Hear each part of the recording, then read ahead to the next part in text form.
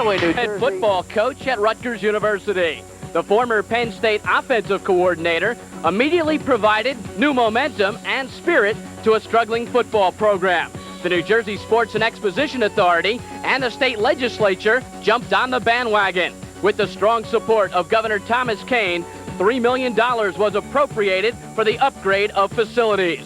In just 8 months, the low-key Anderson has earned the respect of his players and assistant coaches with his honest, no-nonsense approach. Today, Anderson returns to Penn State wearing scarlet and white for the first time as the season opens up for the coach with a new situation in an old familiar place.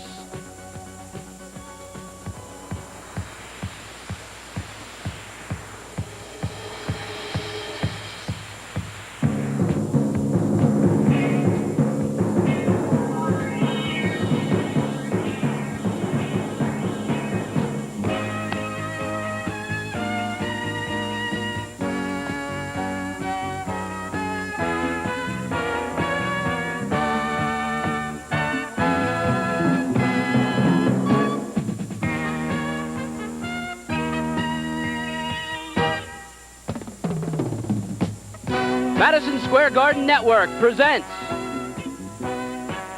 1984 Rutgers football.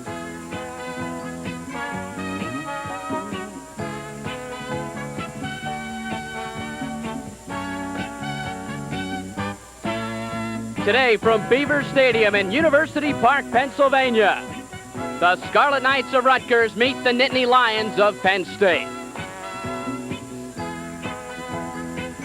Hello again, everyone. I'm Bruce Beck.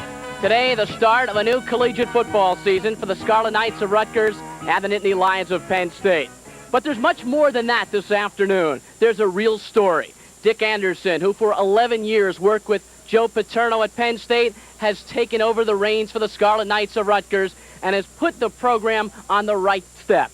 Anderson coming back today. It's ironic, isn't it? In his first coaching appearance, he comes back home to State College or University Park, and he has to coach against Joe Paterno. It's a pleasure to introduce to you once again my broadcast partner for Rutgers football, Sam DeLuca. And Sam, a new situation for head coach Dick Anderson, and he's ready for the challenge. Well, Bruce, thank you. It's very nice to be back with you. You know, during the week, Dick Anderson stated that he wished he had 6 more months to prepare his team. And, of course, it would be nice to open with Colgate or Army or Syracuse or Temple or any team other than Penn State. But we are at State College, and it is Penn State. A football coach gets paid to find and develop talent, to utilize that talent properly, and get the most out of them. Dick Anderson has not had time to find and develop that talent. Therefore, the challenge becomes utilizing them properly and getting that 100% or maximum effort. I think that translates, as far as Rutgers offense is concerned, into throwing the football. The strength of the team is the wide receivers. On defense, keep it simple and avoid mistakes. It gives me pleasure to introduce our broadcast partner, former coach of Connecticut and Princeton, Bob Casciola. Oh, thank you, Sam. It's a pleasure to be a part of this team. Dick Anderson's coming to Rutgers football is something unique in the sense that he brings something every coach would like to have, and that's an immediate credibility. His successes here as a player and as a coach, and more recently as the coordinator of the Penn State offense, which has been very exciting and high-scoring in recent years, makes for him and the fine staff he's assembled the credibility he needs to sell his program to the Rutgers players. Every indication in preseason is that the players have accepted Dick Anderson and his staff, what they believe in, what they're trying to accomplish. I think it's going to be a very exciting future for Rutgers football with Dick Anderson. It's difficult that he's got to start off, as Bruce said, with such a tough task as Penn State today. But for Dick Anderson, it's not only going to be an interesting afternoon, but an emotional one. There's not only an Anderson story today, but there's also a Hochberg story. Eric Rusty Hochberg will start for the Scarlet Knights today at quarterback. Last year, he was the starting quarterback until he went down with a knee injury against Penn State in Giant Stadium. He's returning home. State College is where he calls home. He's back today. He's made the rehabilitation a remarkable one, Sam, and this may be a remarkable young quarterback. Well, he worked hard and long to make that return from that serious knee injury. 2 cruciates, the medial lateral, the knee completely rebuilt.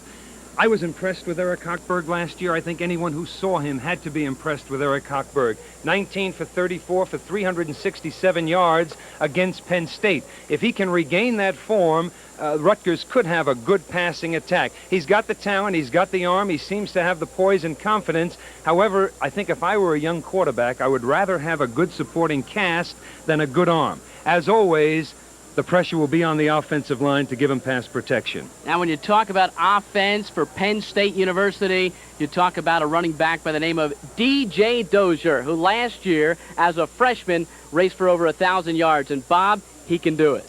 D.J. Dozier follows the line of great running backs here at Penn State. The record of 1,000 yards in his freshman year is the first by any back that ever played here at Penn State. He's bigger this year. He's up to 208 pounds. He runs the 40 in 4.5. He's a great football player and probably will be one of the classic backs in football only as a sophomore this season. So there are indeed many stories this afternoon. And for both teams, the season opens up with dreams of success and fears of failure. We'll come back with the opening kickoff in just a moment.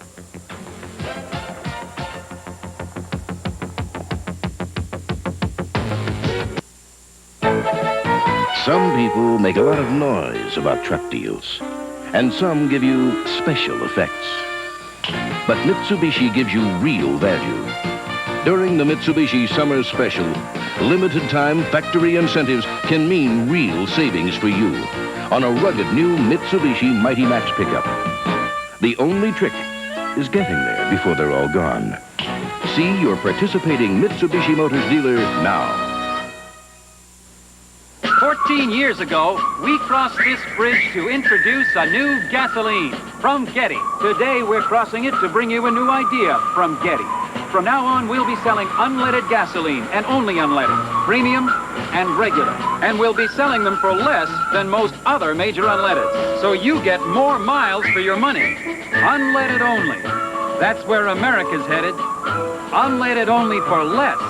That's where Getty is headed.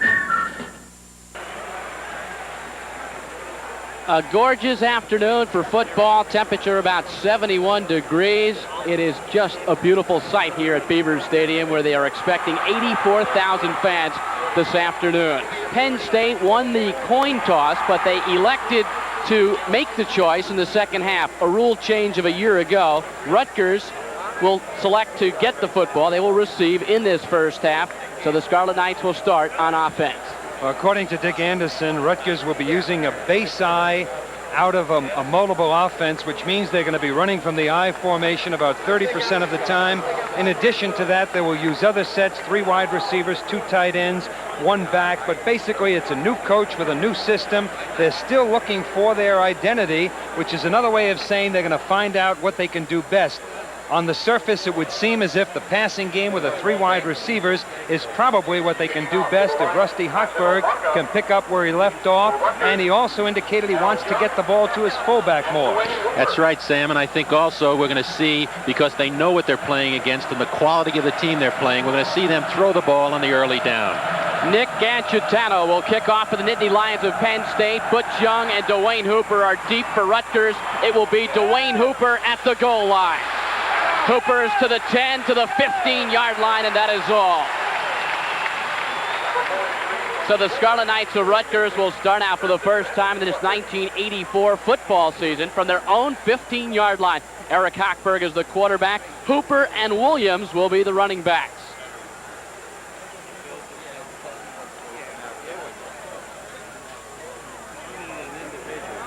The receivers, Boris Pendergrass, the split end. Alan Andrews will not start. It will be Scott Drake at tight end. Andrew Baker is the flanker. 1st and 10, 1 setback on the first down and 10 yards to go. Hochberg rolls to his left, keeps the football. He has a first down, and Hochberg's to the 31-yard line, hit by Lance Hamilton of Penn State. Well, a little bit of a wrinkle. You would never have expected Rusty Hochberg to run with a football on a bootleg. The first play from the line of scrimmage. Obviously, Penn State is aware of the fact that he had that serious knee injury, something that is totally unexpected. I believe because of the difference in personnel, something that Rutgers is trying to do. Catch Penn State off guard, do the unexpected. First and 10, Rutgers. They spot the ball at the 30. This time out of the eye. Hochberg back to throw. Sets up, fires, and it is incomplete. The ball was almost intercepted by Carmen Masciantonio. It will bring up a second down and 10. Masciantonio is an excellent linebacker, very smart, played his position. We know coming into the game that Rutgers was looking, anticipating that they double the wide receivers. They have excellent wide receivers in Pendergrass and Baker. There's the offensive line for Rutgers. Keating and Udovich on the left. DeGilio the center. Getz and Brenner anchor the right side. Second down and 10. Rutgers from the 30. Hochberg pitches back to Hooper, and Hooper cracks the left side, breaks the tackle, gets it to the Penn State secondary up to the 38-yard line. Good pickup by Dwayne Hooper. Masciantonio made the tackle. Of course, Dwayne Hooper beat Albert Smith, but the real key now is number 64, the left guard for Rutgers. Watch him out there. He had the trap block. That's Clement Udovich. They will tell you that he is the best blocking offensive lineman on this Rutgers team, with Joe DeGilio, the starting center for the last 3 years, close behind. 3rd and 3, Rutgers. Out of the I formation, Hochberg rolls to his right, throws for Baker, has him, first down. And Baker is out of bounds at the 46-yard line. Twins formation, Baker, the wide receiver, and Prendergast, the same side, which puts a lot of pressure on the secondary. And as we see here, Hochberg comes out, a little bit of a sprint out, get him away from the pocket. The receiver breaks to the outside. They have zone coverage. He gets the first down, a possession-type pass. Rutgers felt it was important to get established offensively early. So far, they've done that. 2 first downs in the drive from their own 46, 1st and 10. Hochberg pitches back to Vernon Williams, the fullback. He is trapped behind the line of scrimmage and dropped for no gain. Well, that's tough to run against this Penn State defense. The strength of the defense is obviously their linebackers. I would think that Rutgers is better off going right at them on the quick openers than trying to get to the outside. Penn State with a 4-man front. White, Mold, Russo, and Dan Morgan. Shane Conlon, an outside linebacker. Masciantonio and Don Graham, who is not in the starting lineup, are outside linebackers. The inside is Masciantonio. The secondary, Sidner, Giles, Zordich, and Hamilton. 2nd and 10. Hochberg drops, throws to Scott Drake, complete. Drake to the 45-yard line, short of a first down. Tackle was made by Rogers Alexander. Of course, Alan Andrews, the starting tight end for Rutgers, not playing because of a hamstring. Scott Drake had a good year last year for Rutgers from Georgia Tech. Watch him break over the middle. Break to the outside, number 87 between the linebackers. Hochberg looks good. He's right on target. He's throwing well. He is now 2 for 3. Once again, the ball right where it should be, leading the receiver perfectly. 3rd and a yard for the Scarlet Knights at the Penn State 45. Out of the eye, the pitch back to Hooper, and he is stacked up, very close to a first down. That time, Rutgers put their formation into the sideline. Their tight end into the sideline, tried to run back to the tight end side where they figured Penn State would overshift, and as they did, a great support inside. Masciantonio coming up inside to make the play. The outside linebacker there, just too many people. They outmanned him. Of course, Penn State has revamped their defensive unit. The defense had problems last year. Joe Paterno moved a couple of people from offense, Todd Moles and Dan Morgan, to the defense. He says he's going to be rushing with 240-pounders instead of 220-pounders. 4th and 1. Rutgers goes for it. Vernon Williams gets the call. Rutgers says yes. Penn State says no. We'll wait for a moment and see. Well, Dick Anderson indicated that he wanted to get the ball to Vernon Williams. He obviously thinks that Vernon Williams is his best all-round offensive back. Williams has probably more breakaway speed as a fullback than either Dwayne Hooper or Albert Smith does as the tailback. They will measure, and Rutgers is short. So Penn State will take over from their own 44-yard line with excellent field position. No score with 11:44 left in the first quarter of play. We'll be right back. It's a busy world we live in. It can take your breath away. When the going isn't easy, there's an easy going way. So relax and catch the feeling. Take off and get away. Here come the lights. take your time through the airport by reserving your seat in advance. Take a comfortable wide-body plane. Spread out in a spacious business class or stretch out in a first-class sleeper seat. Across the country, across the world, nobody is working harder to make flying easier than everybody at TWA. We're a spirit you can count on, a hand across the miles. We're a cloud to put your cares on, and an easy smile. You're gonna like us, TWA.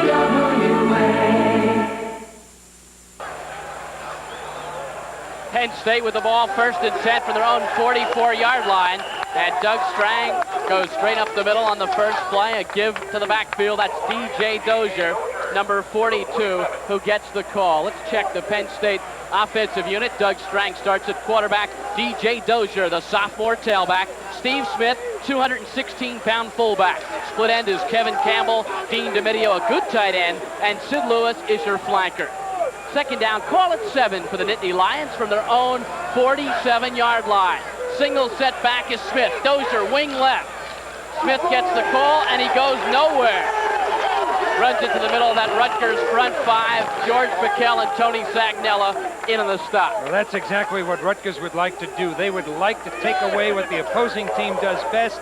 Obviously, the opposing team, Penn State, runs the football with Dozier best. They would like to force them to pass the football. There's the offensive front five. Wilson and Woofter are the short side. Smith and Conlon the long side. Hayden is designated the center, of course, and Hayden is a good one.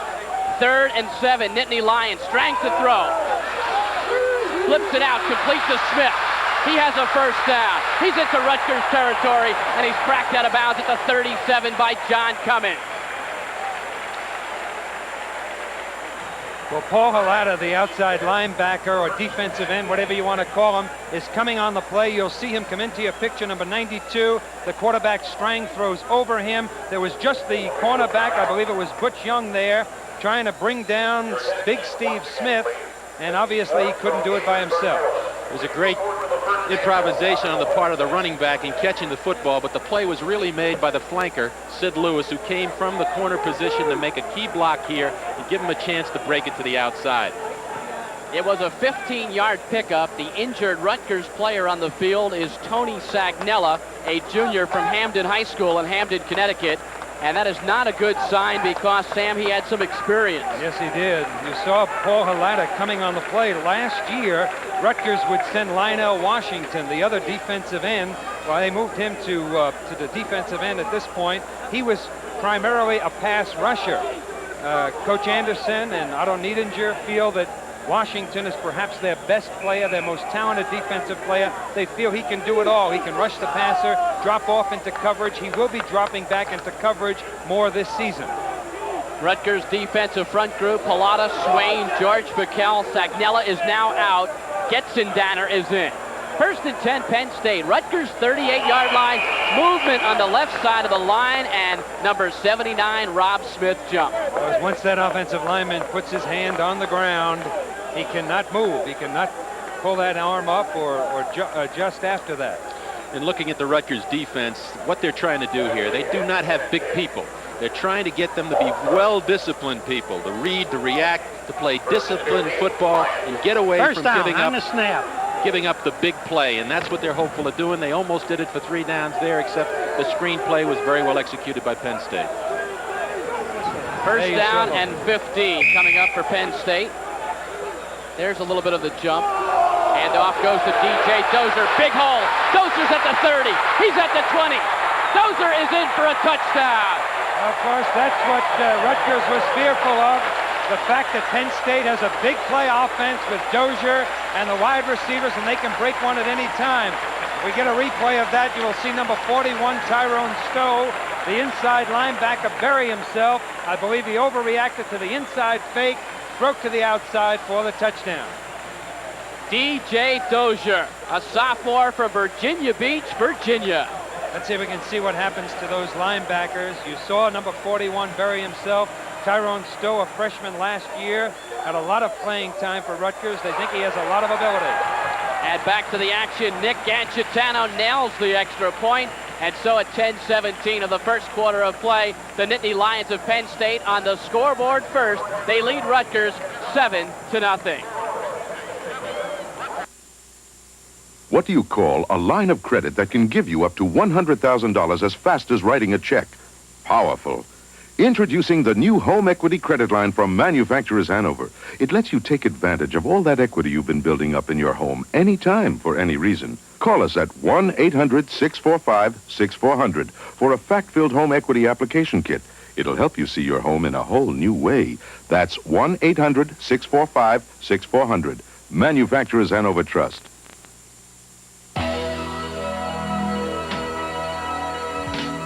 The Meadowlands offers the special start-to-finish excitement of nighttime thoroughbred racing. Driving power and head-to-head competition as jockey and horses one thunder to the finish line. All the action and suspense of thoroughbred racing. It happens again and again, night after night at the Meadowlands. Well, it didn't take Penn State long to go in for the touchdown. 56 yards in 4 plays. It only took a minute and 27 seconds. And DJ Dozier went in for the touchdown on a beautiful run down the right side. It was a 43-yard score. Obviously, when you're trying to stop the run and you're jamming, once that offensive back gets through the line of scrimmage, he's got clear sailing. He sure does, and we talked about this earlier. One of the problems Rutgers faces in their defense is their secondary. They're aggressive kids, but they're not very big. You've got guys at 5'8", 170, 5'10", 170 playing cornerback positions. In that particular case, they ran over the cornerbacks on the way to the end zone. This is something that they're going to be faced with most of the year. Massimo Manca will do the kicking off, whereas Nick Gancitano does all the extra points and field goal work. Back deep, Butch Young and Dwayne Hooper for Rutgers. And it'll be Dwayne Hooper going back deep in his end zone, and he will take a touchback 6 yards deep in the end zone. So Rutgers will start from the 20. Very interesting to see how they start off in this particular offensive drive. They came out knowing they wanted to mix up the offense with the pass on first down, which they've tried, and run their fullback up inside Vernon Williams from the single back offense. We'll see if they continue in that line. So the Scarlet Knights from their own 22nd offensive possession. First time they were able to move the ball rather well. This time split backs, wide receivers, both sides of the field. Hochberg is the quarterback. Hochberg, play action pass, fires incomplete, intended for Hooper, who came out from his tailback position. Penn State using what seems to be a traditional 4-3 defense. They've got 4 down linemen.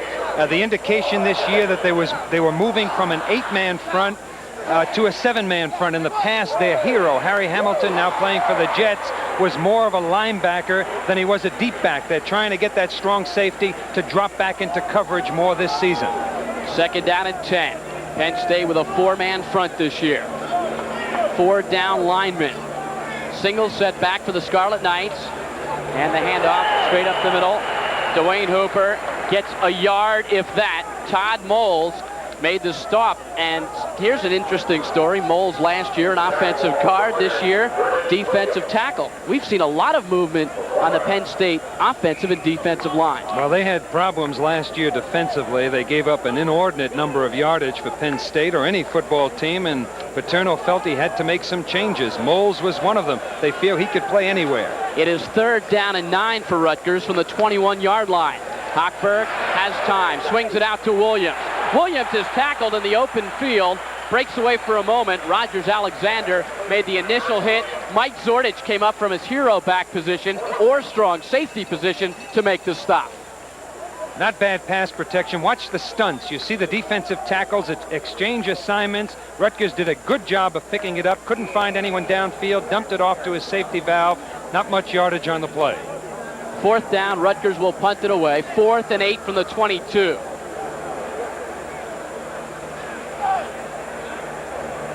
Dropping back deep for Penn State.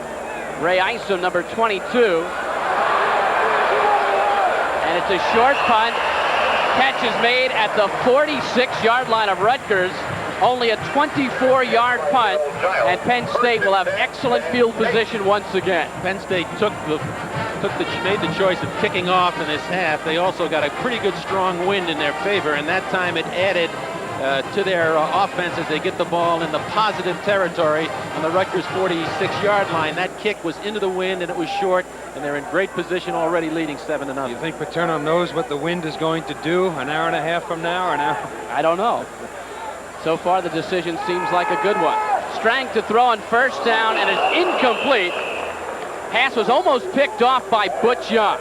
That was just an individual pattern. He was looking for his split end, the sophomore Herb Bellamy, on a one-on-one situation. He was being really double covered, and as he was being double covered, he waited for him to break behind the short coverage. As he broke behind the short coverage, the pass was thrown a little bit short. Good job defensively by Rutgers. Second down and 10 for the Nittany Lions. Kevin Campbell comes wide to the left side of the field. Strang pitches back to Dozier. DJ dances by one man, gets to the 47-yard line. Hit was made by Jay Getzendanner and also by George Piquel. Well, it will bring up a third down and 6. Well, that's what Rutgers is going to have. They're going to have a swarming defense, or the way we used to say it, just good pursuit. When that running back, in that case Dozier, comes back, they're going to have to be there to cut off the cutback. That's Tony Sagnella's ankle. It looks like an ankle injury to me. Obviously, he had an ice pack on it. 3rd and 6, Penn State at the Rutgers 42. Penn State leads 7-0. 8:13 left first quarter. Strang, quick drop back, fires to the near side to Campbell. Gets by one man, and it is ruled an incompleted pass. He trapped the football. He went off running like he caught it, and he might have been gone, but it was ruled a trap football. Back in coverage for Rutgers on the near side was Steve Twomley. Well, let's look at that again. Doug Strang, second in touchdowns thrown last year in the nation, 4th fewest in interceptions. Didn't have quite enough on that football. Kevin Campbell is a player who's come to his senior year. They've been waiting for him to arrive. He's been an injured guy. He's gotten a chance to play this year. He's got good quickness, and if he had caught that ball, there could have been another 6 points on the board. 1st and 10, Penn State, ball at the 36. He caught the football, but his knee touched the surface after he caught it. That's what the play was ruled. It was good for a Penn State first down. And on 1st and 10, the Nittany Lions keep the football on the ground.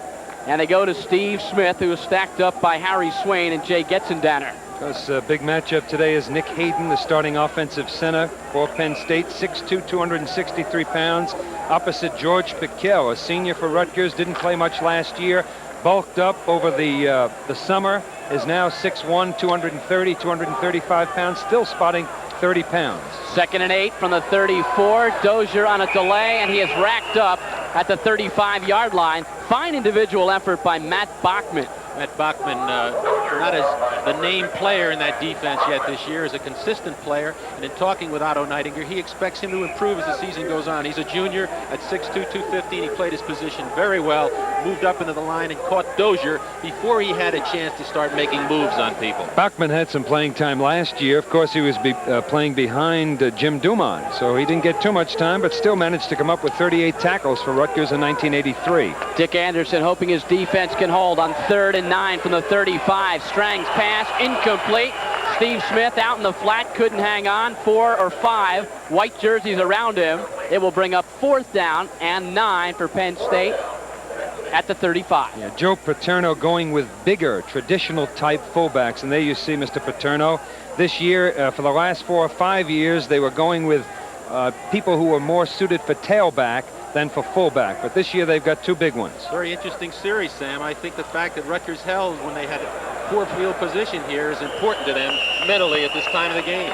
John Bruno puts the punt into the end zone. Rutgers will start from their own 20-yard line, a 35-yard punt by the sophomore Bruno out of Pittsburgh, and Rutgers will have it with 6:26 left in the first quarter, trailing 7-0. From University Park, Pennsylvania, you're watching Rutgers football on Madison Square Garden Cablevision. Get ready for hockey with an international flair. It's the Canada Cup, and Madison Square Garden Network will have all the action with the greatest teams from around the world. See local heroes like Chico Resch, Brian Trottier, Bob Brook, and Pat LaFontaine lead Team USA against Canada, Sweden, West Germany, Czechoslovakia, and the defending Canada Cup champions, the Soviet Union. It's championship hockey in September with the Canada Cup here on Madison Square Garden Network. Everyone loves a hard-hitting football game, and this fall you'll see the best the college ranks have to offer as Big Ten football comes to Madison Square Garden Network. Big Ten teams dominate the top 20 polls, and 1984 should be no exception. Powerhouses like Michigan, Michigan State, Ohio State, and defending champion Illinois will engage in months of fierce competition to determine which school will be Rose Bowl bound. Follow Big Ten football right here on Madison Square Garden Network. First and 10 Rutgers from their own 20-yard line. They trail 7-0. We're in the first quarter of play from University Park, Pennsylvania. Hand off to Vernon Williams. Breaks off the first block, but is knocked down at the 21-yard line. Good pursuit again by Antonio and company. You saw Rutgers line up in a one-back offense, something that Dick Anderson had intended to utilize. I don't think we're going to see very much of it today because of the absence of Alan Andrews. Traditionally, you use 2 tight ends, although you can go with 3 wide receivers and the 1 back. Second down and 9. Spot the football at the 21. Rutgers out of their base I formation. Hochberg perhaps checking at the line. He's in trouble. Gets away from one man and then goes down back at the 8-yard line. The pressure came from Lance Hamilton. A blitz definitely coming. Hochberg trying to check something at the line, but Hamilton and others got to him first. Good choice by Hochberg not to put the ball up. He held on it. He had to take the loss, but there was the change. They changed the coverage right on the line of scrimmage.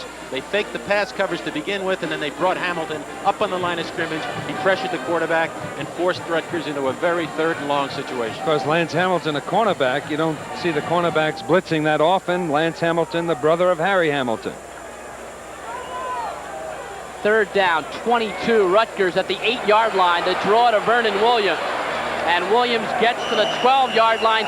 Strong individual tackle made by Antonio. He's the defensive captain, and last year accounted for 54 tackles. Antonio, as we mentioned earlier, is a very good position player. He's smart. He reads well. He doesn't over-pursue.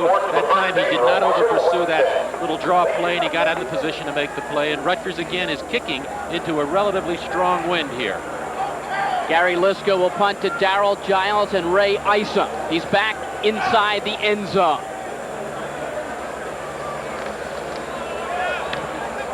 Liska, high and short. And the ball takes a little bit of a Penn State bounce and will be placed down at the 40-yard line of Rutgers, a 28-yard punt. And once again, gentlemen, field position, Penn State has the best of it. Well, I think the wind is certainly a factor today, and you can see it on the punts. But when you're going up against a team where you're outmanned, you don't want to make mistakes. You want to play tough, aggressive defense, force the offense to run a great many mistakes, hoping that they'll turn it over. And ideally, you'd like to have a solid kicking game. Strang leads out the Nittany Lions, first and 10 from the Rutgers 40-yard line. Straight handoff to Tim Manoa, the second-string fullback, and Manoa has a first down at the Rutgers 29-yard line. That is not a formation that Rutgers did not anticipate. They knew that they were going to see the single back and put with Dozier in the slot, as he is here. Manoa, the fullback out of Pittsburgh, Pennsylvania, a big kid. As Sam mentioned, they got 2 big fullbacks with the speed to run outside. Yeah, Lionel Washington just crashed down too quickly. He's playing the outside linebacker position. You can call him a defensive end, whatever you like, but he has containment responsibility. Again, buried himself to the inside. First and 10, Lions, Rutgers 28-yard line. Single setback, Manoa. Strang puts it up, deflected, and incomplete. Strang going after the football. He would be eligible as a receiver after the tip, but the ball drops incomplete.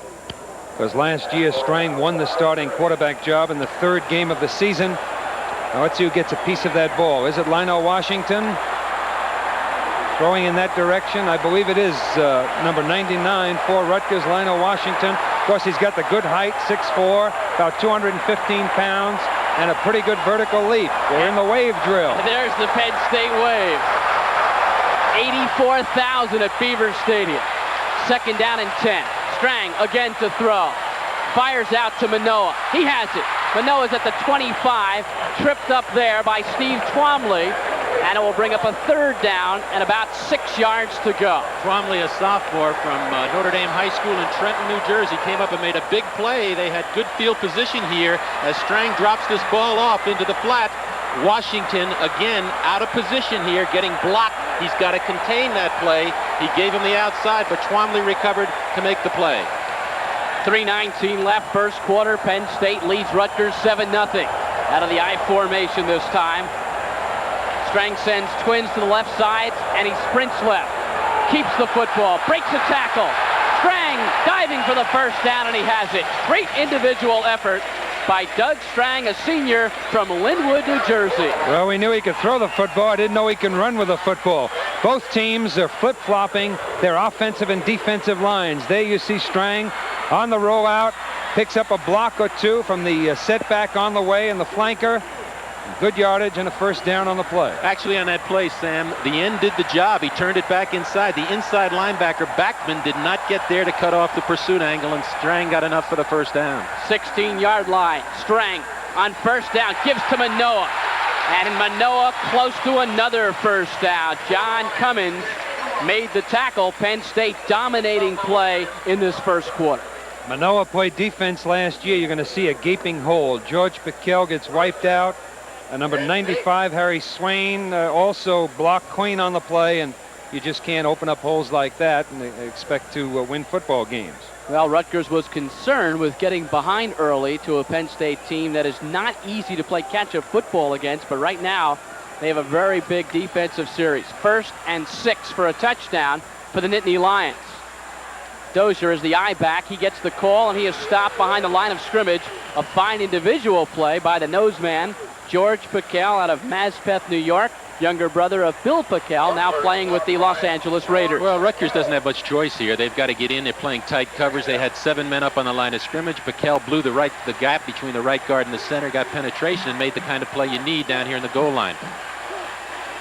2nd down and 7 for a Penn State touchdown. 1:50 left, first quarter. Lions were on the scoreboard first on a touchdown run by DJ Dozier. In motion, Campbell. And the pitch back goes to Tony Mumford, and Mumford, the second string tailback, is stacked up. Good pursuit by Rutgers. Flag down on the play, thrown at the line of scrimmage. Yeah, that time Lionel Washington came across, took on the fullback, Tim Manoa, forced the running back to the inside, and a good swarm, a good pursuit from the rest of that Rutgers defense, and little yardage on the play. Do they have the first? Penalty flag is against Rutgers. It is for offsides. And we have an injured Rutgers player as well down on the field, so time has been called. By the way, your referee today is Joe Klimshot, the umpire Ed Kokart, head linesman Gene Susie, line judge Gerald Height, field judge Walter Malinchek, back judge Eugene Sterator. Most of the experience, or a great deal of the experience on that Penn State team, is on the offensive unit. They're going with 6 seniors, a juniors, and 4 sophomores. And that's number 90, Harry Swain, injured on the play. Well, Rutgers already lost their other tackle earlier today, Tony Sagnella. If we got an indication at all of who they feel is an outstanding prospect, it is Harry Swain, and they can ill afford to lose him at this stage of the game. He's a big kid who's got a lot of promise, and they need him and his size in there against the kind of people they're playing against offensively with Penn State. Perhaps the biggest difference between the two teams is the depth on the Penn State roster and the lack of depth on the Rutgers team. Full house backfield for Penn State, 2nd and 3. Dozier, Mumford, and Manoa behind Doug Strang. Pitches to Dozier to the outside, breaks a second tackle and goes down at the 2-yard line, and it was Roger Pollard who made the saving stop. Roger Pollard, another sophomore, came up from his strong safety position. Penn State's in a power eye set. They just get the ball back to Dozier. They've got the fullback and the flanker in there in a tight position, leading him around the end. And a big play on the corner. You have to make those plays in this situation. It is 3rd and 3 for the Nittany Lions with 45 seconds left in the first quarter. Here's Pollard out of Roosevelt, New York, played for Maria Regional High School. Now it's a simple I. Strang sprints to his left, fires, incomplete. Pass out in the left flat, and he was looking for number 47, Herb Bellamy, so it is now 4th and 3. Usually there's a tendency when the quarterback rolls out like that and is moving toward the line of scrimmage as he releases the football, a tendency to overthrow the receiver. That time he pulled up, aware of the fact he didn't want to overthrow him, and threw it short. Nick Antonio on to try the field goal. It will be a 25-yard attempt. Ball is placed down. Antonio's kick is up, and it is good. So Nick Antonio, who last year was 17 of 21 in field goals, hits his first of 1984, and with 29 seconds left in this first quarter of play, Penn State now leads Rutgers 10-0. Well, I don't think it really changes the game plan as far as Rutgers is concerned. They came out with the intention of throwing the football. Of course, you want to run, you want to keep a balanced attack. Anderson during the week said that he wanted to be flexible. And the way I interpret that is balance, okay? Being able to both run and pass, not being forced to do one or the other. I don't think it's going to change anything at this stage, Sam. I think you're absolutely right. With the score 10-0 and plenty of time left in this game, there won't be a change. I think he's just got to mix up his plays. They got to hopefully get a little better field position, get a few first downs, get a little confidence, and get their offense rolling. The big thing is they can't afford to come up with second and long against a team like Penn State, as you mentioned, who likes that 8-man front, 4 down people, 4 linebackers coming after you. I think they've got to get a little better percentage on their first down calls. Massimo Manco will kick off for Penn State. 29 seconds left in the first quarter. Deep for Rutgers, Butch Young and Dwayne Hooper. And again, it will be Hooper. This time, perhaps he'll run it out. Nope, he decides not to. Perhaps misjudged the ball a little bit. And Rutgers off the touchback will start from their own 20-yard line. You know, we were told earlier this week that they believe that Gancitano is the finest place kicker they've ever had here at Penn State. The scoring and the points he's recorded is one thing, but his kickoffs are just as important because he puts the ball where it's hard to return it, always in the corner. There's the last Penn State scoring drive. 4 minutes of clock. Gancitano, 20-yard field goal. Rutgers will have it 1st and 10. Again, they start from their own 20.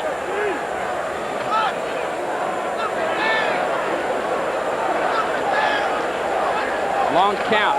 Hochberg looking, throwing, and it is incomplete. It was intended for Andrew Baker. Back in coverage was number 45, Lance Hamilton. Coming into this game, they gave Rusty Hochberg a few automatics, a couple of plays. That time he automaticed on the line of scrimmage. He was looking to go deep. It wasn't there. As he looked over the field, he threw the ball away. Just a moment there where he may have lost his composure. Had pretty good pass protection when he couldn't find his receiver. Sort of ran in place for a moment. He shouldn't have thrown the football. 2nd and 10, Rutgers from their own 20. Hochberg rolls out, throws to Baker. Andrew Baker catching his first catch of 1984. A 7-yard play. It will bring up 3rd and 3. Of course, Baker had a big day against Penn State last year, as did Eric Hochberg. Baker had a 50-yard touchdown pass and a 76-yard touchdown pass on the play that Hochberg was injured. I remember that play so well. I don't know how he got that ball off. Wayne Moses, the Rutgers assistant coach, on headset. And Dick Curl, the offensive coordinator, barking off the instructions from up here in the press box. 3rd and 3, Hochberg throws and has a first down. That's an impressive call. What they're doing is they're putting that one receiver to the wide side of the field. Penn State staying in a zone coverage. That time he came to Baker. He had to make the pass. He had to put it right there, and he put it right on the money with enough room for the first down. I'm impressed by that, going to his left included. I think that's important. Eric Hochberg now 5 for 8 for 29 yards. 6 seconds left in the first quarter of play.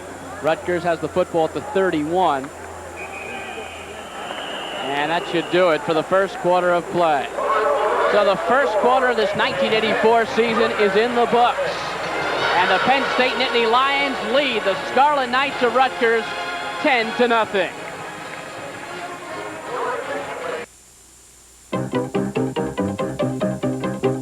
Do you know which of these oils gives you the best engine protection under the toughest driving conditions, sub-zero cold or blazing heat?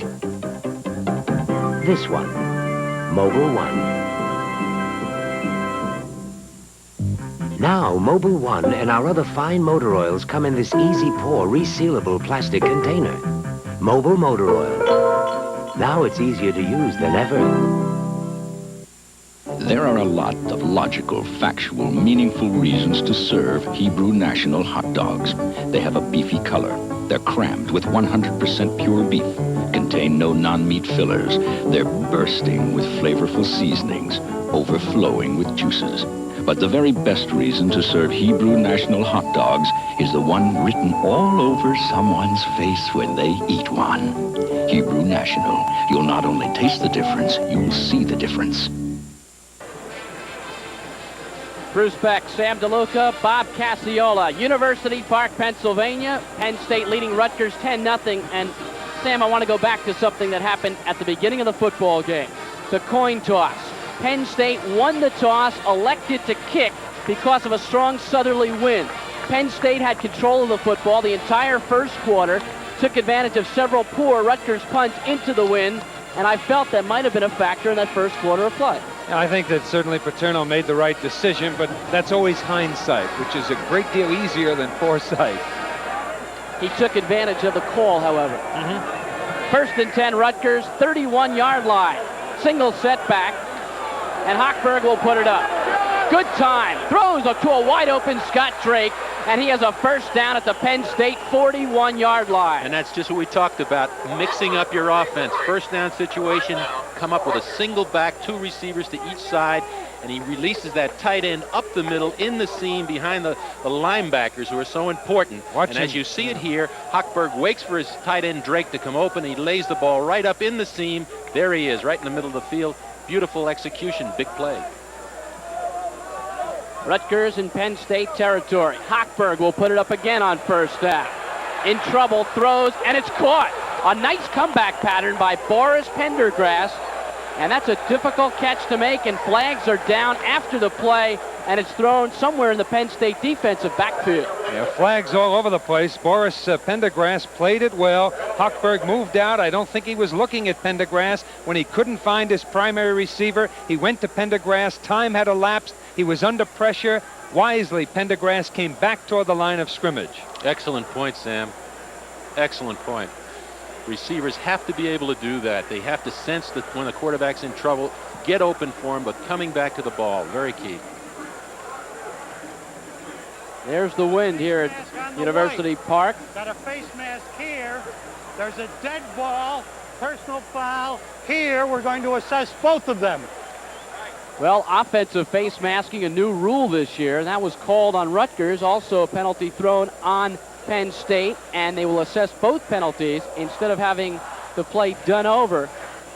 Yeah. You know, the strength of that Rutgers offense is their receiving core, but no matter how good your receivers are, you still need a quarterback. And it'll stay right here. It'll be first down. Well, the discussion is over whether it is offsetting penalties. There were two penalties called on the play, and we'll see what Joe Klimshot and his staff work out. He wants to mark off both calls. First against Rutgers, the 15 for offensive face masking. I guess he has face mask on the offense. You think he has trouble with subtracting? Okay, now we go this way.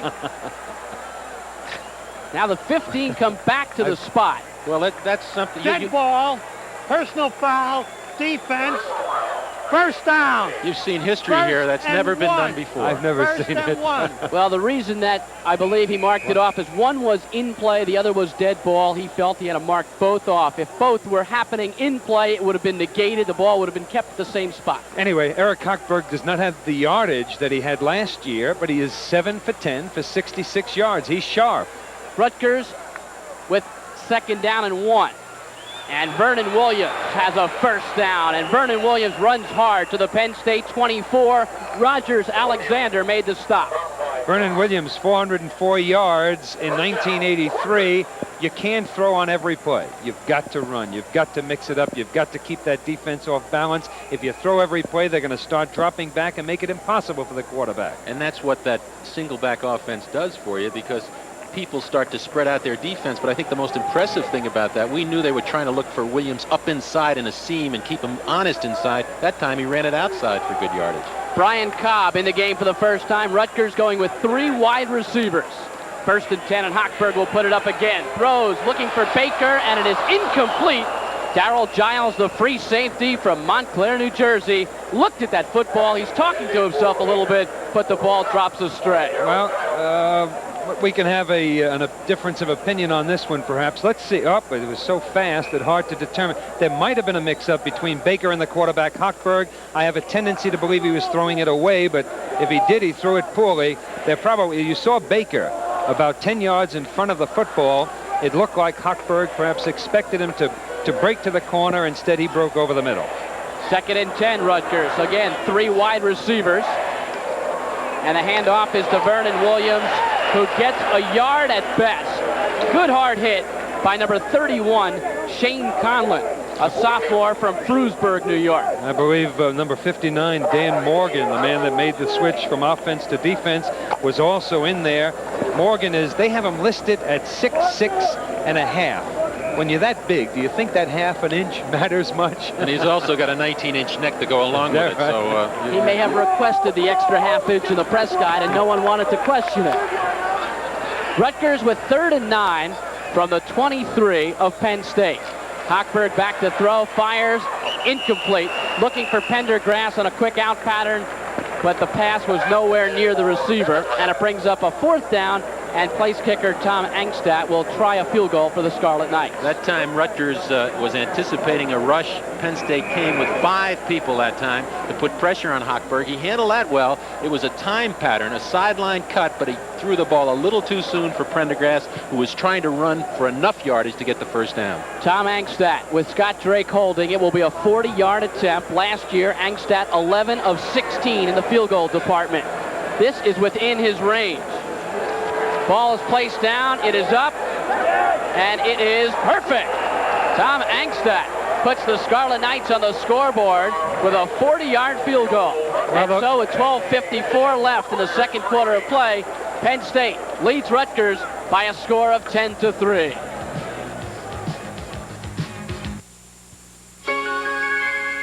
It took the mind of Minolta to create the voice. Load film. The Minolta Talker. Listen. Too dark. Use flash. The world's easiest 35mm compact focuses by infrared beam.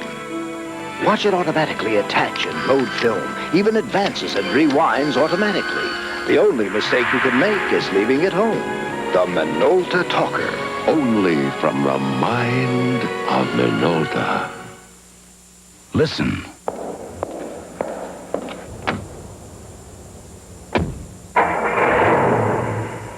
Watch.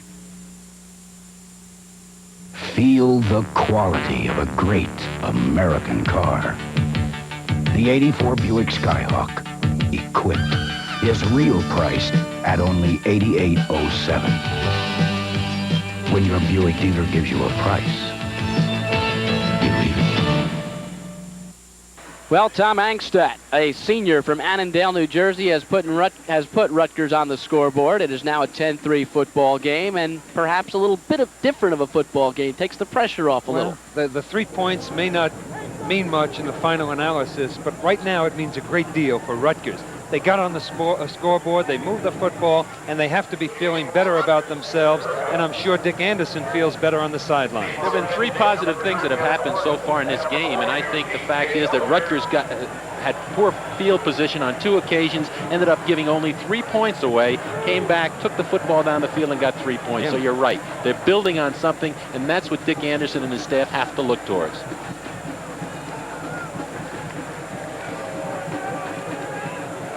This is the 13th meeting between these 2 teams.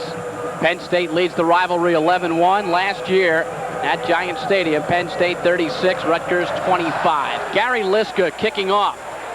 And he drills one 9 yards deep. And Penn State will get the football at their own 20-yard line, 1st and 10. That's also important. We mentioned before, when you're going against a team with superior personnel and more depth, you want a tough, aggressive defense and a good kicking game. That's the safest way. Get it into the end zone. Exactly right, Sam, because when you put the ball on the 20-yard line, you're looking at 80 yards. You're looking at 80 yards, and you're trying really to make them go 13 or 14 times. There's the scoring drive, 8 plays, 56 yards. So Penn State, for the first time, will start deep in their own territory at the 20-yard line. Doug Strang is the quarterback. And on first down, he hands off to DJ Dozier on a delay, and Dozier is racked up at the line of scrimmage, and it was Jay Getzendanner, a senior from Baltimore, but a senior who has seen very little playing time. Now let's see if we can see what happens with number 95 there. Takes on the blocker, disengages. Good play by Getzendaner. You got to get rid of that offensive man. You can't try to move to the ball carrier while he still has contact with you. Disengage, then move to the ball carrier. Second down and 10. Smith, the fullback. DJ Dozier, the tailback. Strang back to throw. Plenty of time. Throws. Butch Young with a good defensive play. Had a possibility of intercepting the football. The pass was intended for Eric Hamilton. Eric Hamilton came down and just did a turnaround. He was running enough to get the first down. Young, with his experience, played the football here. And he really made the proper move and almost came up with a big play. But the big thing is he turned this into an incompleted pass. And Penn State is faced with a 3rd and 10 on their own 20-yard line. Watch Young here. He's only 5'8". If he were 5'10", he might have had that one. Something we talked about earlier, the size of those defensive backs. Campbell wide to the left side of the field. Back to passes Strang. Looks, throws, heading for DeMidio. It's incomplete. The big tight end was out there, but the pass was thrown beyond the sideline, and Rutgers has held on 3 straight downs. No yardage for Penn State. Very impressive. Very impressive stand by Rutgers. Getting back to Butch Young, he's 5'8", but he doesn't know he's 5'8". He plays like a 6-footer. John Bruno comes on quickly to punt. Sends it out to Butch Young. It's a good punt. Butch back at his 37, 40, 45 into Penn State territory. Butch Young is at the 40-yard line, and Rutgers has excellent field position at the 38, and you're looking at an outstanding high school running back who gets his chance a couple of times a game, and when he does, he likes to run with the football. Penn State leads 10-3. We'll be right back.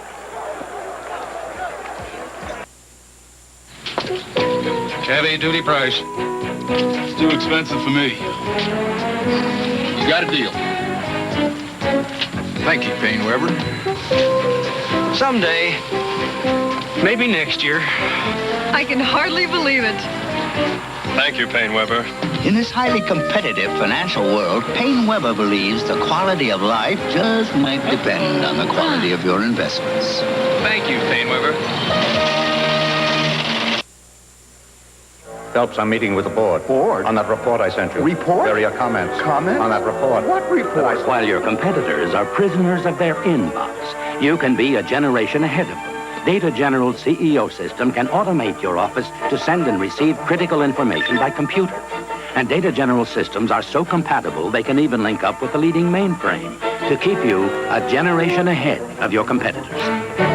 Data General. A generation ahead. All of a sudden, Rutgers is gaining momentum. They have a 1st and 10 at the Penn State 38-yard line. Eric Hochberg back to throw on first down. Throwing long for Andrew Baker, incomplete. Back in coverage was Mike Zordich, and Zordich had him all the way. Zordich got up complaining to the official. I thought it was he that ran in front of Baker, because both were going for the football, and evidently that's what the official determined and why he did not make a call. You'll see it now. You will see them bump down there. Hochberg lays it up into the air, expecting Baker to run under it. You see them bump. Zordich goes down. I guess they were both going for the ball. Twins to the left side, Pendergrass and Baker. Rutgers with 2nd and 10. Albert Smith in the game as the tailback now. And Smith gets the call. Smith maybe a yard on the play. Almost like Penn State was anticipating that play. They brought their cornerback up on that side, and as they tried to run it back away from the field into the sideline, trying to catch him perhaps, they had 3 people. They outmanned him on the right side. There was really no room for Smith to maneuver. 11:32, second quarter of play. Penn State 10, Rutgers 3. 3rd down 10, Scarlet Knights at the 38 of the Nittany Lions. Hochberg rolls out, fires, Baker incomplete. And it will bring up a 4th down and perhaps Baker was running before he caught the football. Well, it looked like an easy catch, but really he had to turn a little bit. He was looking to the inside. The ball was thrown to the outside, so he had to turn, extend those arms, didn't have his body behind it. Not as easy as it looked. That's graphic, a little bit misleading, that Rutgers had not beaten Penn State since 1918. They had only played 11 times. They didn't play every year since 1918. Fourth down, and Gary Liska in punt formation at the 50-yard line. Isom drops back deep. Liska with the wind at his back, and it's close, but into the end zone. John Cummins made a good run at it, but Penn State will start from their own 20-yard line on the 38-yard punt. Turning this around now, it's going to be interesting to see what Penn State does. They have not had good field position the last two possessions. They've got 80 yards again. Watch out. I'm sure he's over there saying we've got to get things started here, and it'll be interesting to see if Joe Paterno changes his style a little bit and maybe opens up a little bit with a play-action pass or comes throwing, because the Rutgers defense has defended against the run very well. He looks like he's ready to go out on the field. Took off his coat and said, let's go to work, boys. First and 10, Nittany Lions, and the handoff goes to Tim Manoa. Manoa gets a couple of yards. He's a native Hawaiian. Went to high school in Pittsburgh. He's a sophomore at Penn State. And as a senior in high school, scored 14 touchdowns. They're expecting some pretty good things from him. I get the feeling, Sam, do you, that Rutgers is playing the run on early down against them. That time they had 7 men up on the line of scrimmage, and they really cut off with their pursuit everything that was there. That's their primary goal, to stop the run. Tony Mumford now in at the tailback spot along with Tim Manoa, the fullback. Second down, 8, Penn State. Strang looking for a down out long, and good coverage by Butch Young, but a flag is down. That's a questionable call. He gets one shot at least. That time he put him out of bounds with his one shot, and the official threw the flag. I was looking for a Penn State receiver. I never did see him. Is he still out of bounds? Pass interference, the preliminary call against Rutgers. He was running an out and up, and Young kept him out of bounds, and I perceive that that's what the call is all about. Pass interference on the defense. First down. Got a number? In any event, the ball is at the 33, and Penn State has a 1st and 10. This year, if there's a defensive pass interference call beyond 15 yards, the penalty is only 15 and assessed from the line of scrimmage, and Dick Anderson doesn't like that. And there's exactly what we talked about. He's telling him he deserves to have that one shuck as he goes by. He's allowed to hit him. He may take off his jacket.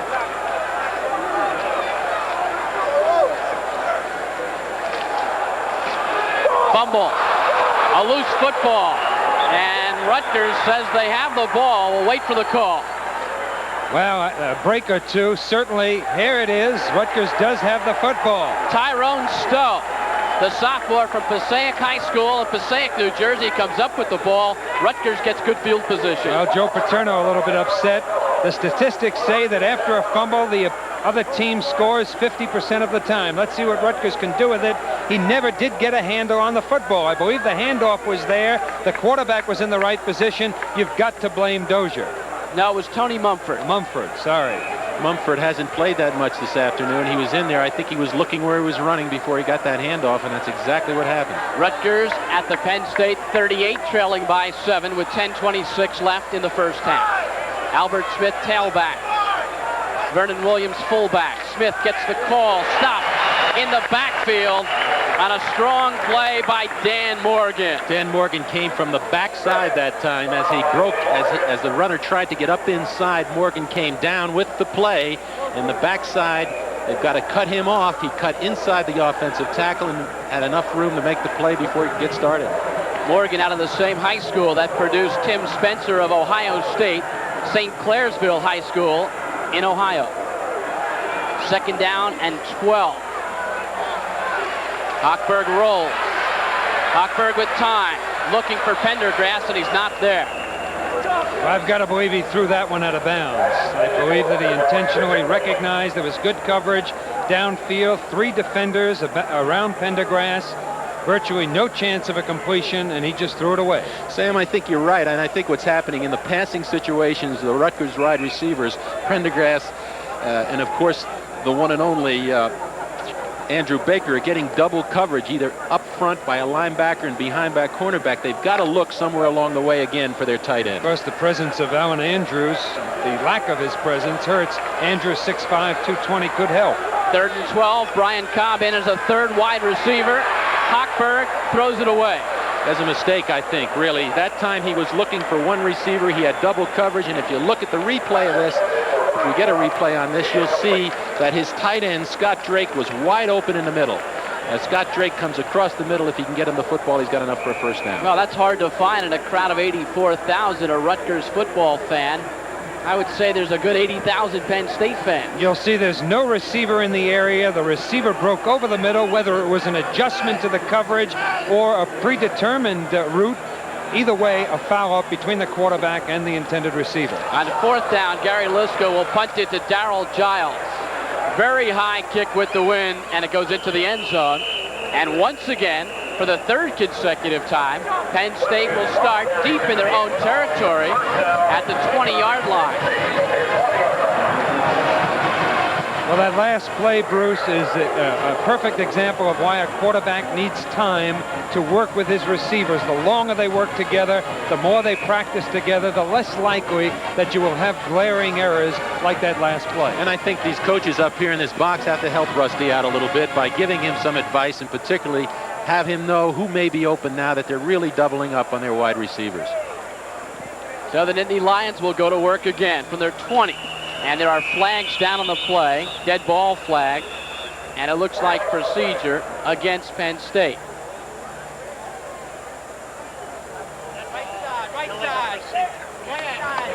So it will be 1st and 15 for the Nittany Lions, and for the first time, Dick Anderson on the opposite side of the field here at Beaver Stadium. There was some question during the week. Members of the press asked Dick if he would know which side of the field to go to, because for 11 years, he was Joe Paterno's assistant. The last 3 as the offensive coordinator. He has taken on the challenge of revitalizing the Rutgers football program, and here he is today in a new role. 1st and 15 Lions. Handoff to number 44, Tim Manoa, and Manoa gets 2. And that is all. Looked like he might have had some running room had he broken back to the inside. But then again, it's so easy to make a statement like that when you're sitting as high as we are, and we are high here at Beaver Stadium, but it looked like he might have had some room to the inside. They've tried to run the last couple of times, the fumble before, and that time with Manoa with a little counteraction play. They must feel they can handle a nose tackle here, but they haven't done it thus far. Manoa 4 for 28 so far. Strang back to throw on 2nd and long. Scrambling out of the pocket. And some nice running by Doug Strang. First down at the 31. Roger Pollard finally came up from a strong safety spot to make the tackle.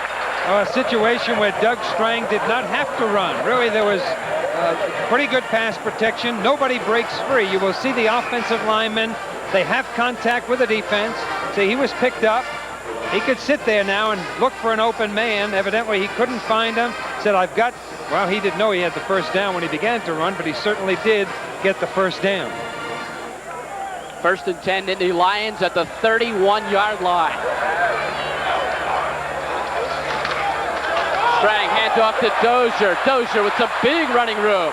A first down at the 43. And again, it was Roger Pollard who made the stop. Coming into this game,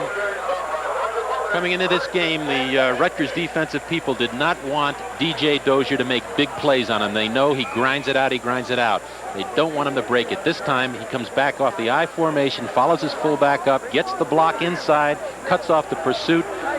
And here, a bigger back than last year, 208 pounds. He rolls over a few people for another first down. Consecutive first downs for Penn State as they begin to move. And off to Smith. He gets to the outside. And Smith, a big bruising fullback, showing us pretty good speed. Tim Manoa, showing us pretty good speed, gets to Rutgers, maybe the 49-yard line. See what you can't do. You can't overreact. Obviously, as we indicated, Rutgers wants to stop the Penn State running attack, but that doesn't mean that you jam up the middle on every play and give him the outside. From the I formation, most often when a running back goes to the outside, it's not by design, but he breaks there because of overreaction. 2nd down and 2. Strang rolls out, has some running room. Has a first down on his own down to the 43 of Rutgers and out of bounds. Quick scoring summary for you. Penn State broke on the scoreboard first, led 7-0 on a 43-yard touchdown run by DJ Dozier. Then Nick Gacitano with a 20-yard field goal made it 10-0 Penn State. All that coming in the first quarter. Rutgers responded with a 40-yard field goal by Tom Angstadt, and that's the 10-3 score that we have right now. Penn State with the football at the Rutgers 45, 1st and 10. 7:46 left, first half.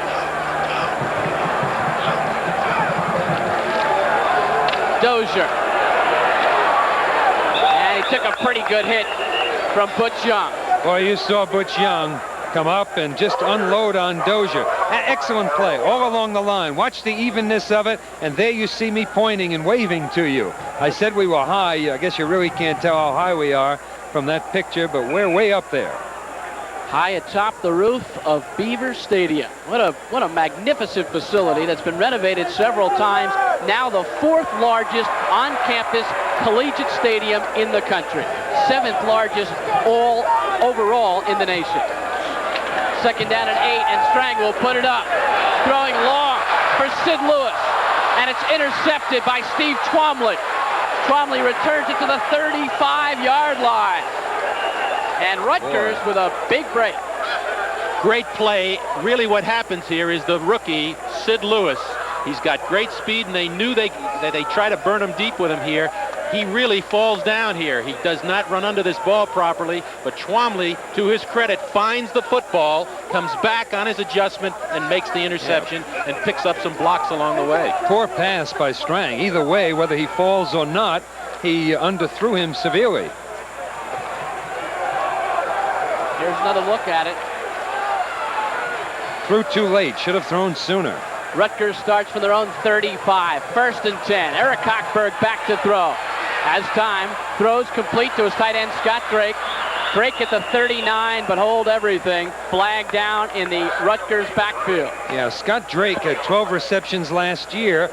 6'1", 215 pounds. Had originally enrolled at Georgia Tech. Joined Rutgers last year and was a very good backup for Alan Andrews and played quite a bit. Right now the tide is changing, and Rutgers could take advantage of things that are going their way. Here's a penalty coming up against them. Personal foul against the quarterback, and they're getting field position already. Roughing the passer on the blue. First down. You know, 15 yards. One of the things we came into this game concerned about with the size of this crowd opening up in this place was whether they might be intimidated. And I don't know that that's the case at all, Sam. They're playing really like they're having a lot of fun. They out are there. hitting, and that's probably the most encouraging aspect of the game for Rutgers. They're hitting, and they're certainly not intimidated. 1st and 10 at the 50. Hochberg wide open. Boris Pendergrass. First down. Pendergrass breaks a tackle. He's at the 20, and Pendergrass, the IC4A sprint champion, is inside the Penn State 10. This play is a bootleg play, but it's called a naked bootleg. They pull nobody on this play. The quarterback comes out alone. Therefore, you can't pick up the keys with the guards pulling. You see, he has an option, too. Because I don't think he ever intended to run with the football. It's the option play where the option bootleg where he's out there. If that number 45 does not come up and converge on him, then he runs. If he comes up, he throws the football downfield. Darrell Giles lost his footing, and Pendergrass made a fine dance down to the 8-yard line. 1st and 10, Rutgers. Handoff to Dwayne Hooper, who gets a yard at best, and he's hit by Mash Antonio. Here is where, over the years, Penn State is a very tough football team. You get inside the 10-yard line, you're going to have 11 people up in your face. I'm very surprised by the formation. Rutgers came in a powerized set. Really, you would think more of that when you get down on the 1 or the 2-yard line. And they ran the ball back inside with really no success. I think it's time to try that bootleg again. It could be. I think you got to look for your tight end if you're going to throw down here because you're getting man coverage. 2nd down and 7. Rutgers at the 7. Hochberg rolls to his right. Flags are down. Hochberg throws. It's incomplete. A second flag thrown near Scott Drake.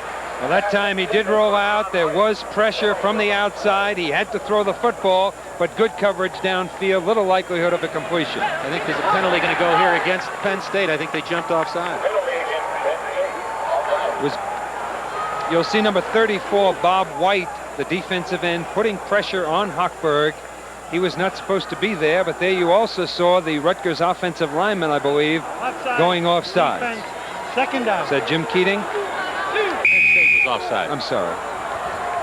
So Rutgers now with second down and goal at the 4, maybe the 3.5. It was half the distance to the goal. Penn State 10, Rutgers 3, but the Scarlet Knights knocking on the door. Full house backfield. Hochberg, roll, looking, throws, touchdown! Dwayne Hooper in the end zone, and Rutgers is within 1. Okay, he had good pass protection, but he also kept his cool. He kept his composure, rolled to the left, looked to the left, saw the coverage there. Watch him do it now. He'll roll to the left. He's looking there all the way, doesn't find the open man, keeps his cool, looks the other direction. He's got to have something on the football. He had enough on the football, but credit the offensive line for the good pass protection.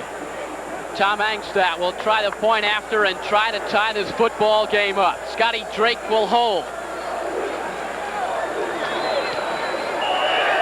And Rutgers has roared back from a 10-0 deficit. And with 5:50 left in the second quarter of play, the score, Penn State 10, Rutgers 10. From University Park, Pennsylvania, you're watching Rutgers football on Madison Square Garden Cablevision. The New York Knicks, the New York Rangers, the New Jersey Devils. 3 professional home teams planning to make 1984-85 a banner season on the Madison Square Garden Network. The Knicks have emerged as one of the NBA's top teams, and Coach Hubie Brown is gearing up for a run at the championship.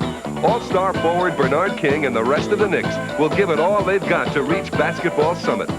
The Rangers have been a hometown favorite for 58 seasons, and their 59th shapes up as one of their best. Watch Captain Barry Beck and standout goalie Glenn Hamlin challenge the NHL and send Garden fans into a frenzy.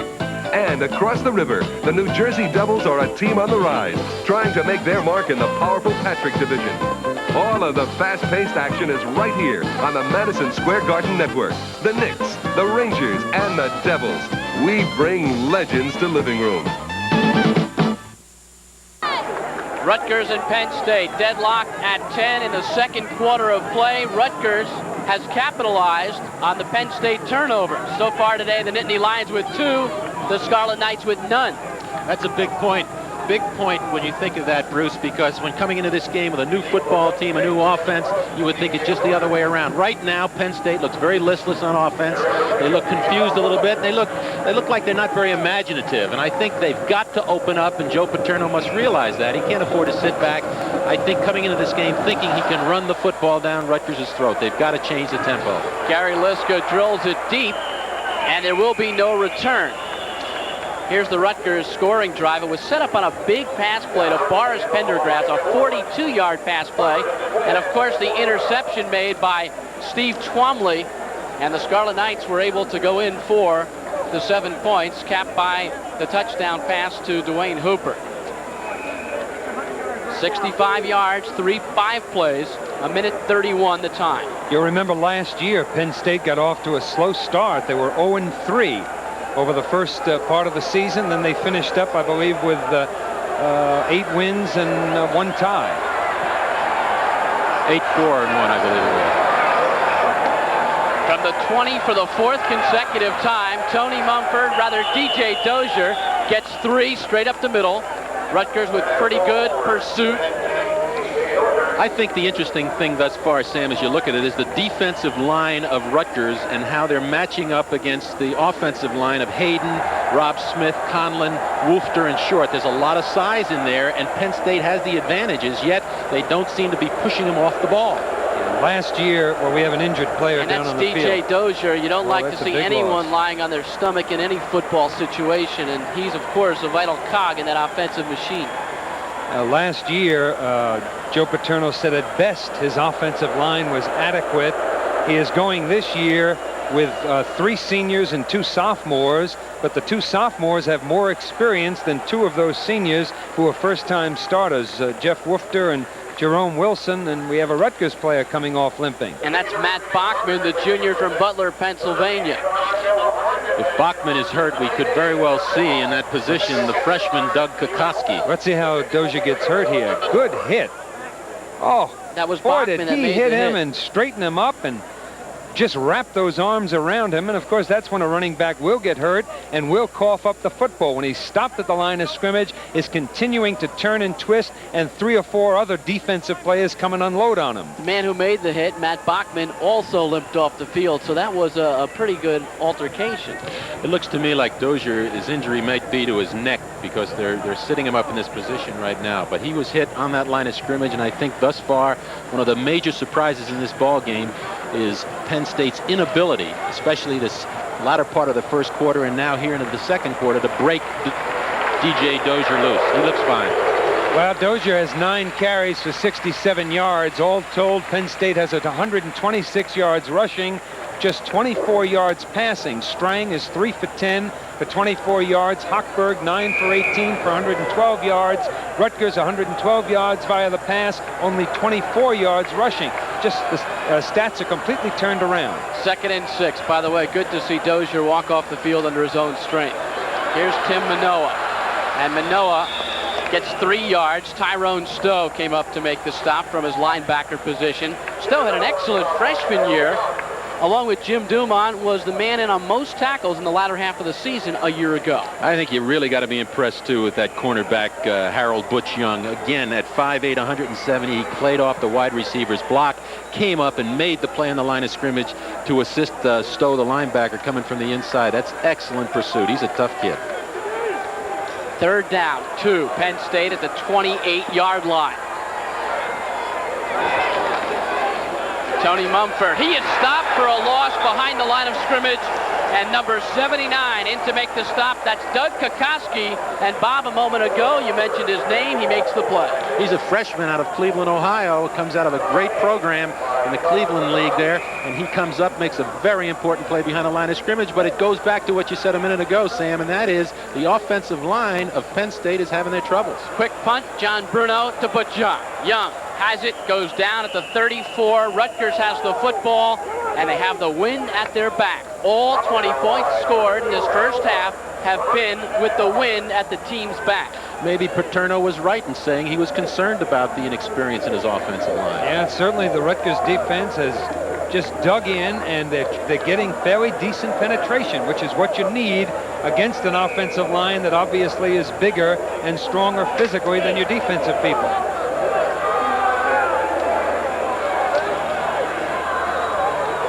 First and 10, Rutgers, 34. Eric Hochberg has been in there all the way at quarterback. 3 wide receivers. Quick toss, complete, far side of the field.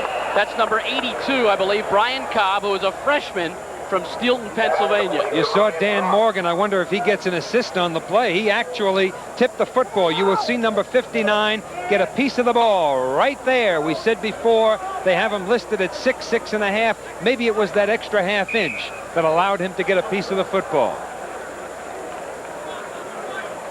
Good concentration on the part of the receiver to hang in there. They were very impressed with Brian Cobb throughout preseason. Felt he showed some excellent moves for a freshman. Matt Bachman being looked at the Rutgers sidelines. Hochberg back to throw. He's hit as he released the football, and he was really drilled behind the line.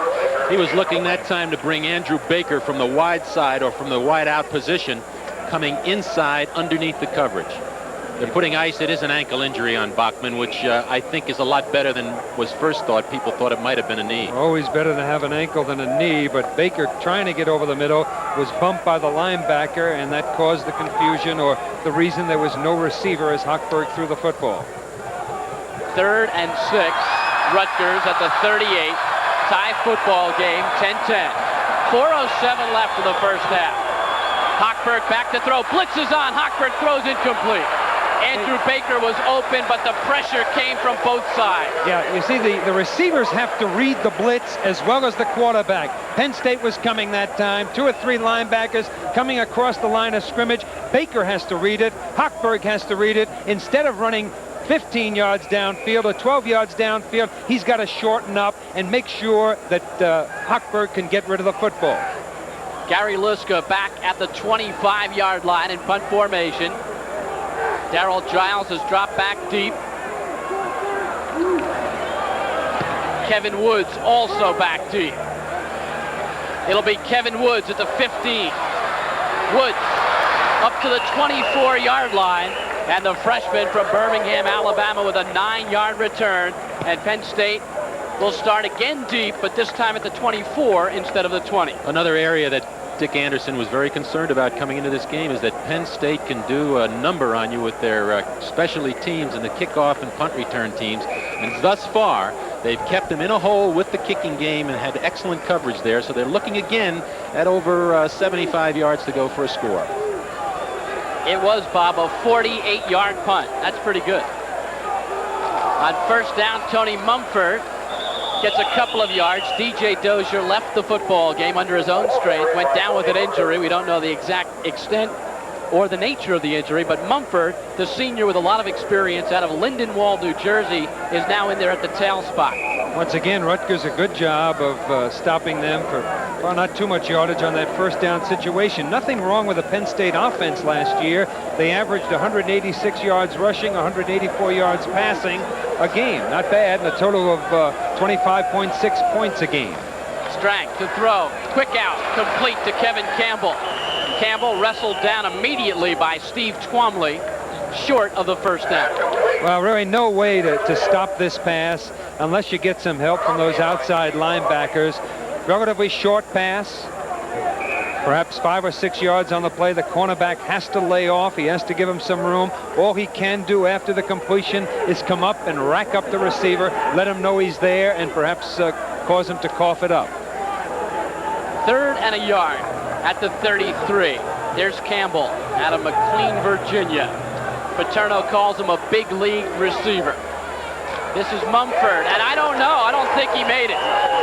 Roy Oak, a freshman, a walk-on from Piscataway, New Jersey, made the tackle, and I believe he's short of the first down. Well, they knew. Go ahead, Bob. They knew the play that was coming. It was the fullback leading the I tailback off tackle, and when you think about it, and you look at Mumford, an experienced football player carrying the ball 5 times for a total of 2 yards, you know defensively Rutgers is not only making good tackles, but they're playing very aggressively and swarming, as Sam said earlier, to the football. It is 4th down and less than a yard, and Penn State has yet to send on their punting team. I believe Strang wants a measurement. He's the offensive captain of the Nittany Lions, one of 3. Well, and he may get his wish. Well, they go for the first down. They don't have the first down, and Paterno goes for it. Is it 3rd or 4th, Bruce? It would be 4th. Paterno is very upset with the marking of that football. That's why he is very upset on the sideline. He feels his tailback got across the 34-yard line, and they moved it back. Let me tell you, in pro football, there's a lot of talk about certain coaches intimidating officials. Is that true in college ball? Well, it could be, sure. Joe Paterno is without a doubt on the top of his profession, but I don't think he tries to do that. I think he handles himself pretty well on the sideline. That time he was just very upset, but I think he's also upset with the fact that on a 3rd and 1 he couldn't get a first down. I mean, that is a poor indication of where you're going offensively, and that's what he's got to straighten away, probably at halftime. 4th and less than a yard, and John Bruno, sophomore from Pittsburgh, comes on to punt to Butch Young. Young waits for it back at the 29-yard line, and he will return it. Here comes Young at the 27, straight up the middle, dances by 3 people. He's at the 40, and Butch Young is to the 45-yard line. Flag is down on the play after that fine return by Butch Young. Well, coaches are sometimes wrong also. Up here in the booth, Bob Casciolo was signaling for a fair catch. Young got a pretty good return, but I agree. He should have called the fair catch. I think it was fine. I think what's happened on the last 2 punts, Sam, is the fact that the ball comes to that receiver real quick, so he's got a chance to get going before the kicking team can get down and cover. But here is Rutgers, even though there's going to be a penalty against them, doing things against Penn State's kick return team. That's unusual. Penn State usually covers punts very, very well. So that we see right now something we didn't expect, some breakdowns in this Penn State team in areas where they've been very strong in the past. The return is negated by a clipping penalty against Rutgers, and that brings the football all the way back to the 26-yard line. We have 1:38 seconds left in the first half. That's about where he caught it, isn't it? Yep. That's about right.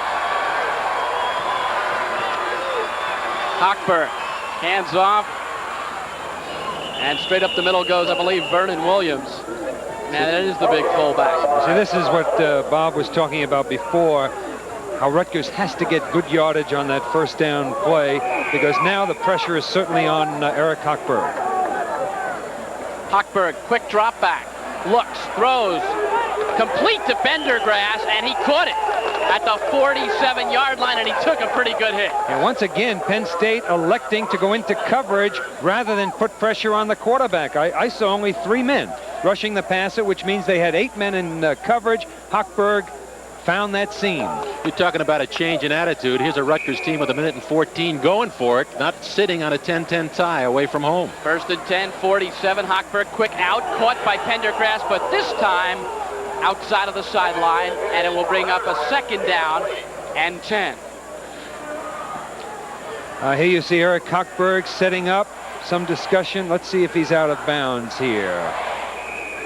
Yeah. Okay, I don't think there's any doubt about it, but there was some question as to who would be the starting quarterback, Eric Hochberg or Joe Gagliardi, a transfer. Was it Tulane that From he transferred? Tulane, yes, he is. And Anderson had some doubt as to who to start. I think he made the right decision.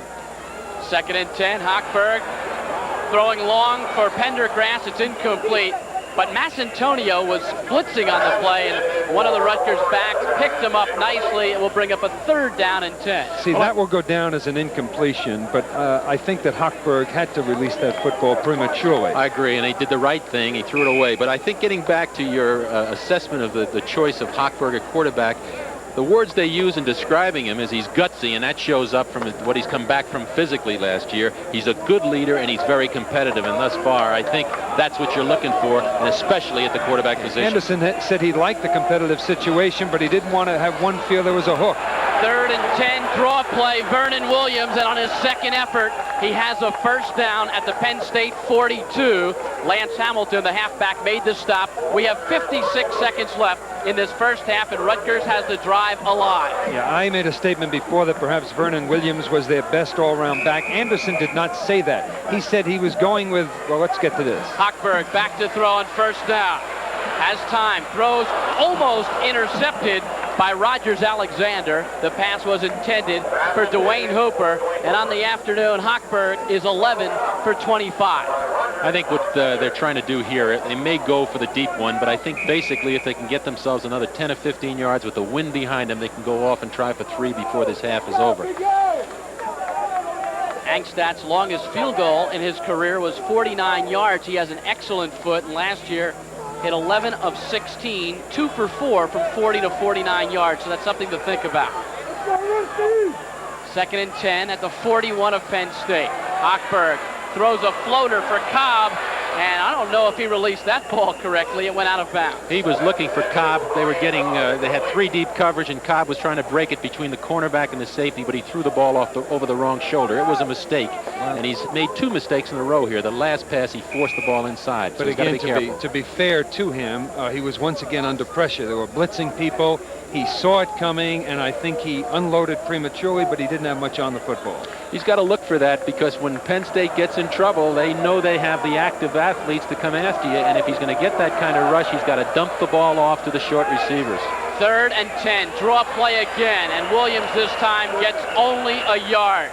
Lance Hamilton made the stop. It will bring up a 4th down and 9 at the 41, and Rutgers has elected to punt. Of course, the thinking behind the draw play in that 3rd and long situation is that the defense is not going to give you the 12 or 15-yard pass necessary for the first down. Perhaps you'll catch them napping, and you can get it via the draw. Liska will punt to Giles. 12 seconds left in the first half. A 10-10 football game. Rutgers scoring 10 unanswered points after trailing 10-0 early. They're going to sit here and let this thing tick all the way down and run this half out without having to give up that opportunity of Penn State returning the ball. Flag is thrown on the field. I don't know if that's before or after, but both teams are headed to the locker room, and that will indeed do it for the first half of play. So the Scarlet Knights of Rutgers and the Nittany Lions of Penn State all tied up at 10 at the end of one half of football. Back with the halftime show in just a moment.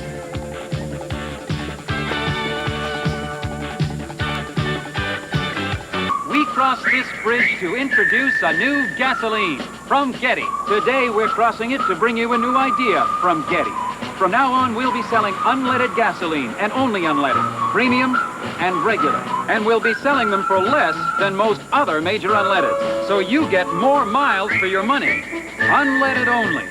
That's where America's headed. Unleaded only for less. That's where Getty is headed.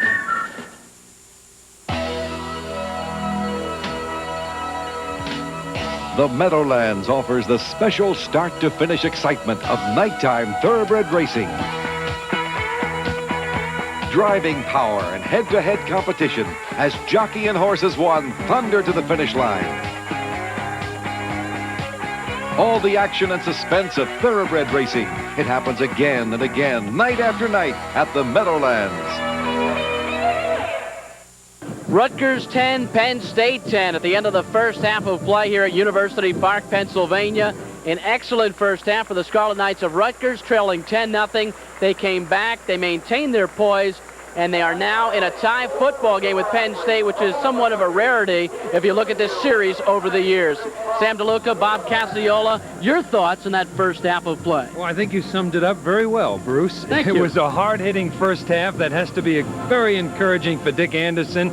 They didn't lay down when they were behind by 10 points. I think the story of the first half, on the field, the 2 turnovers by Penn State, the hard-hitting by Rutgers. You look at the stats, they're really very even. 173 yards for Rutgers, 166 yards for Penn State. However, they're doing it differently, aren't they? They sure are, and I think you've got to be more than pleased with their efforts thus far, Sam, because really the mistakes are being made by the more experienced football team, Penn State, today. I think the fact that Rutgers has come into this ball game and not in any way in awe of Penn State in their home field before over 80-something thousand fans makes it very important that Rutgers has held their poise. They're moving the football. They've changed their offense to where they're doing things on first down. I think right now they're probably very pleased with their progress, more pleased than anyone expected. Yeah, I would expect in the second half that Penn State is going to come out and probably run more to the outside and probably put the ball in the air a little more. Well, we'll have to wait and see, but the score at halftime is Penn State 10 and Rutgers 10 at University Park, Pennsylvania. Eric Hochberg with a pretty good half for the Scarlet Knights, and Dick Anderson and Joe Paterno for the first time on opposite sides of the field. From University Park, Pennsylvania, you're watching Rutgers football on Madison Square Garden Cablevision. September means action as live hockey excitement explodes on Madison Square Garden Network. Don't miss Team USA in the Canada Cup as they challenge the world hockey powers, including the Soviet Union. Then after the Canada Cup finals, the Rangers and Devils jump over the boards in preseason hockey action from the Garden and the Meadowlands. September also spells college football on Madison Square Garden Network. See the Big Ten Game of the Week with Illinois, Ohio State, Michigan State, and Purdue heading up this month's Saturday lineup. Also, get ready for weekly highlights of the Pittsburgh Panthers. September is a big month for professional wrestling with 4 complete 3-hour cards plus weekly 1-hour highlight shows. You'll see boxing from the Felt Forum as well as the return of thoroughbred racing from the Meadowlands. Hockey, football, wrestling, boxing, and thoroughbred racing. September means action on Madison Square Garden Network. You can find the speed, power, and excitement of NHL hockey all season long in one place, Madison Square Garden Network. First, you'll have a center ice view of all New York Rangers home games, with Captain Barry Beck spearheading the defense, goalie Glenn Hanlon denying the opposition, and the Ranger forward line displaying the speed and motion that is the Rangers' trademark under Coach Herb Brooks. The Rangers are aiming for the top, and MSG Network will be there all the way. The center ice view continues on MSG Network with the New Jersey Devils. A young and spirited Devils team under new coach Doug Carpenter is looking to move up in the tough Patrick Division, and they'll concede nothing as they take on their division rivals and the other top teams in the NHL. You'll catch all the action when MSG Network presents both the Rangers and the Devils. From opening faceoff to final horn, preseason to playoffs, the place to be for NHL action is Madison Square Garden Network. Rutgers and Penn State deadlocked at 10 at halftime. Penn State was on the scoreboard first in the first quarter of play, and the man that set it up and did it all D.J. Dozier, who went for a 43-yard touchdown run, Bob. Coming in the game, Rutgers wanted to keep D.J. Dozier from the big play early in the first quarter. Here he breaks off tackle behind his fullback's block, breaks to the outside with his speed, gets a good block on the corner there, and breaks a few tackles as he goes.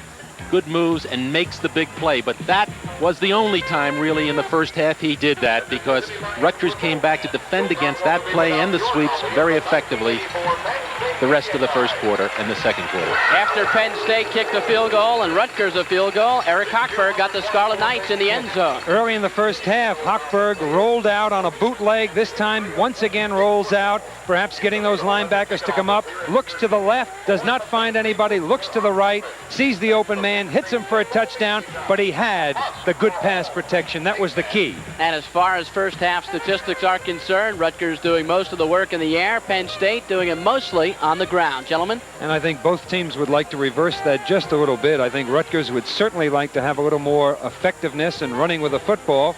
And I would look for Penn State to come out passing the football a little more, although they're certainly not going to disdain the run. I agree, and I think it'll be interesting to see if Joe Paterno, who's really tried to run the ball down their throats a bit in this first half, see whether he'll change up and try and throw the ball some in the early downs. And obviously those two turnovers stick out. Penn State with 2, Rutgers with none. 10-10 at halftime. We'll be back with the second half kickoff in just a moment. I'm a lover. You know I'm looking hot. I'm feeling loose and wild, stepping out in style, and I ain't gonna stop. No, you can't make me stop. Oh, it's Sergio. Sergio.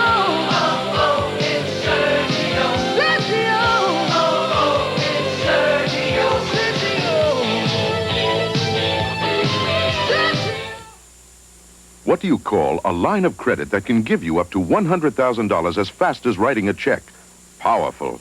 Introducing the new home equity credit line from Manufacturers Hanover. It lets you take advantage of all that equity you've been building up in your home anytime for any reason. Call us at 1-800-645-6400 for a fact-filled home equity application kit. It'll help you see your home in a whole new way. That's 1-800-645-6400. Manufacturers.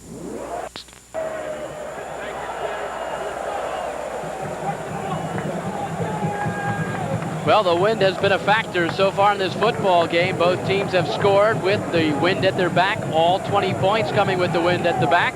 And Penn State will have the wind at their backs for the fourth quarter of play. That's a decision they had early in the football game when they won the toss and said, we'll take it later. But you think that's a little bit surprising? Don't you think that Paterno expected to be leading in the fourth quarter? Don't you think he might have wanted to set Rutgers back right from the start of the game? I think that's exactly what happened, Sam, and I think it misfired on him. But as it worked out, I mean, as far as the first half was concerned, but as it works out now, he's probably in a 10-10 ball game. Pleased to know he's going to have that at his back, because he surely hasn't dominated the line of scrimmage thus far.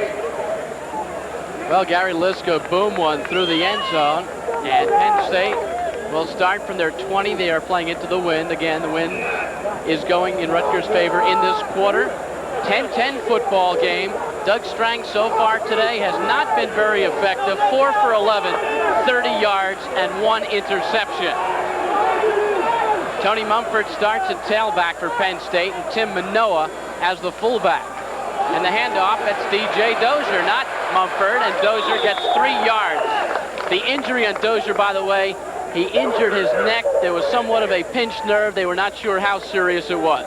Okay, and looking down at the sidelines, there's Dick Anderson, and he took off his jacket, too, despite the wind. He's ready to play, too.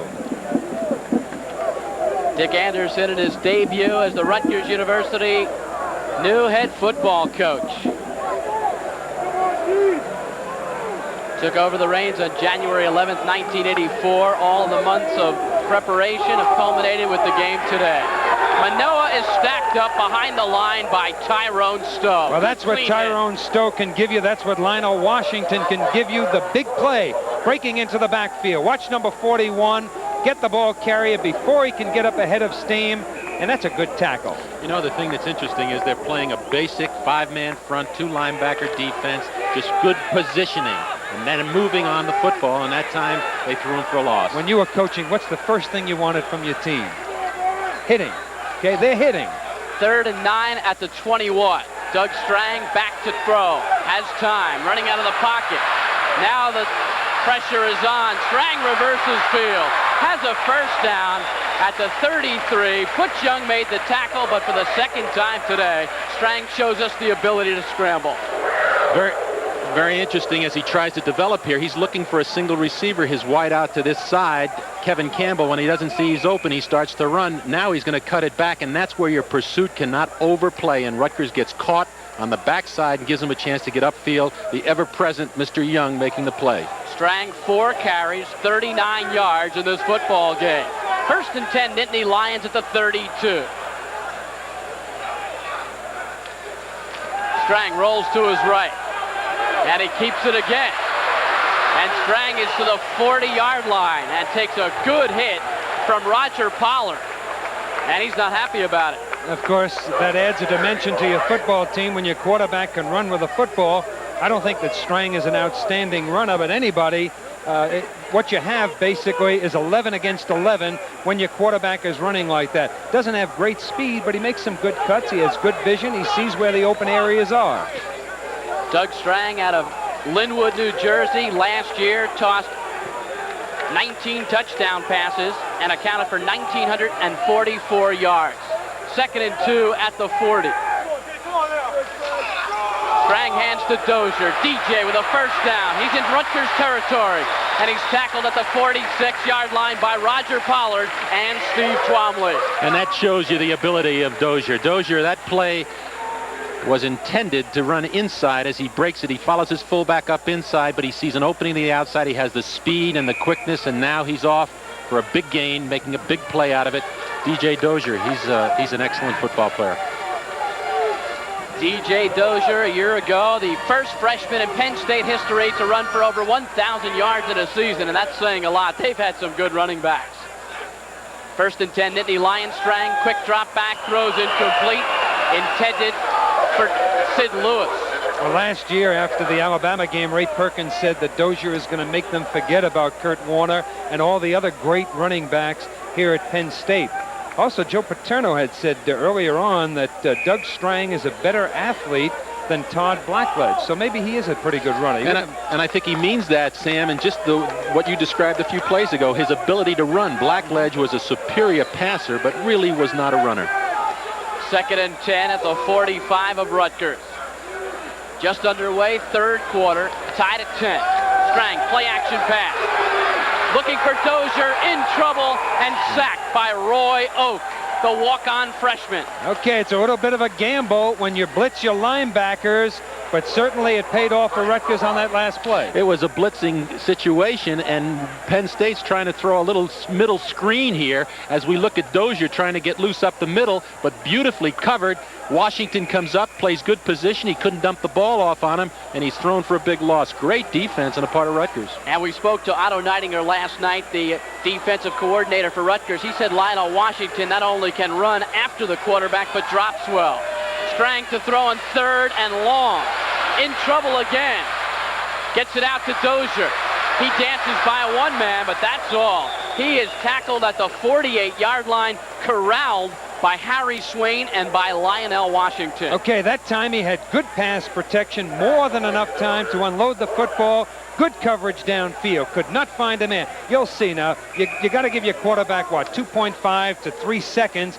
He had more than 3 seconds there. Just could not find anyone downfield. Eventually started to move, tried to dump it off, but it was too late. 4th down, John Bruno into punt. Butch Young back at his 10-yard line. Sent back to his 7.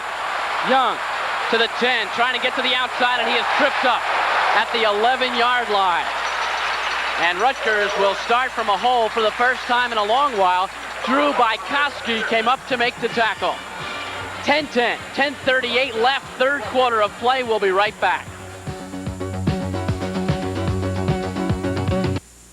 It's a busy world we live in. It can take your breath away. When the going isn't easy, there's an easy going way. So relax and catch the feeling. Take off and get away. You're gonna like us. Take your time through the airport by reserving your seat in advance. Take a comfortable wide-body plane. Spread out in a spacious business class or stretch out in a first-class sleeper seat. Across the country, across the world, nobody is working harder to make flying easier than everybody at TWA. We're a spirit you can count on, a hand across the miles. We're a cloud to put your cares on, and an easy smile. You're gonna like us, TWA.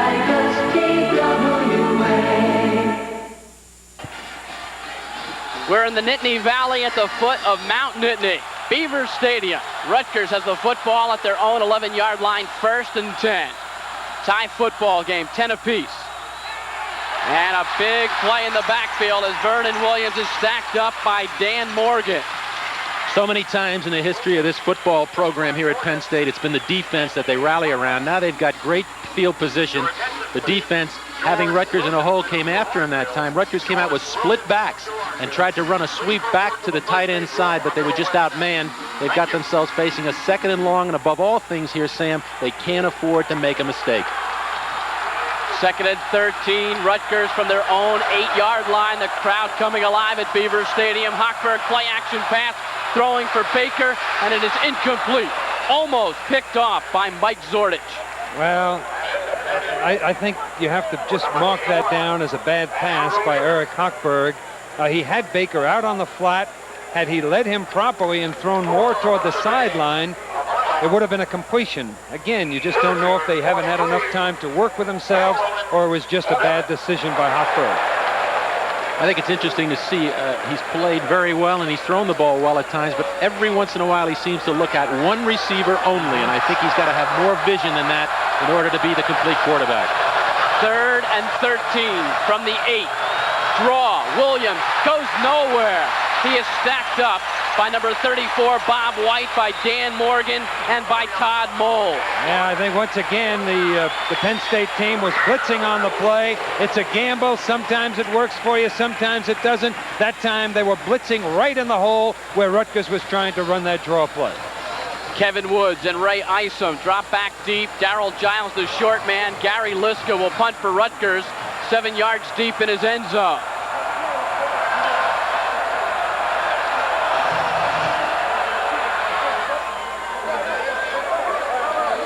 Beautiful punt. Kevin Woods goes back to his 47. Flags are down as he returns it to the Rutgers 40-yard line. We got a clip right away. That was a beautiful setup. He had a chance to break that to the outside, but as this play develops, this kick develops, we'll see we'll see immediately the clip develop on John Cummins here, number 22.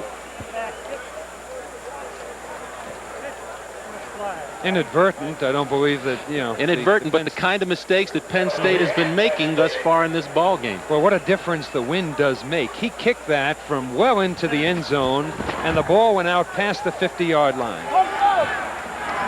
So the 15 is marked off against Penn State. 1st down. Big change in field position. Instead of being in Rutgers territory, they're back to their own 34. We mentioned before that Penn State flip-flops its offensive line. They have a long side and a short side, and Rutgers does the same thing on defense. They don't have to learn as many assignments. It's a lot easier to teach. Well, Rutgers has called a timeout. We'll take a timeout. 10-10 our score, 9-11 left in the 3rd quarter.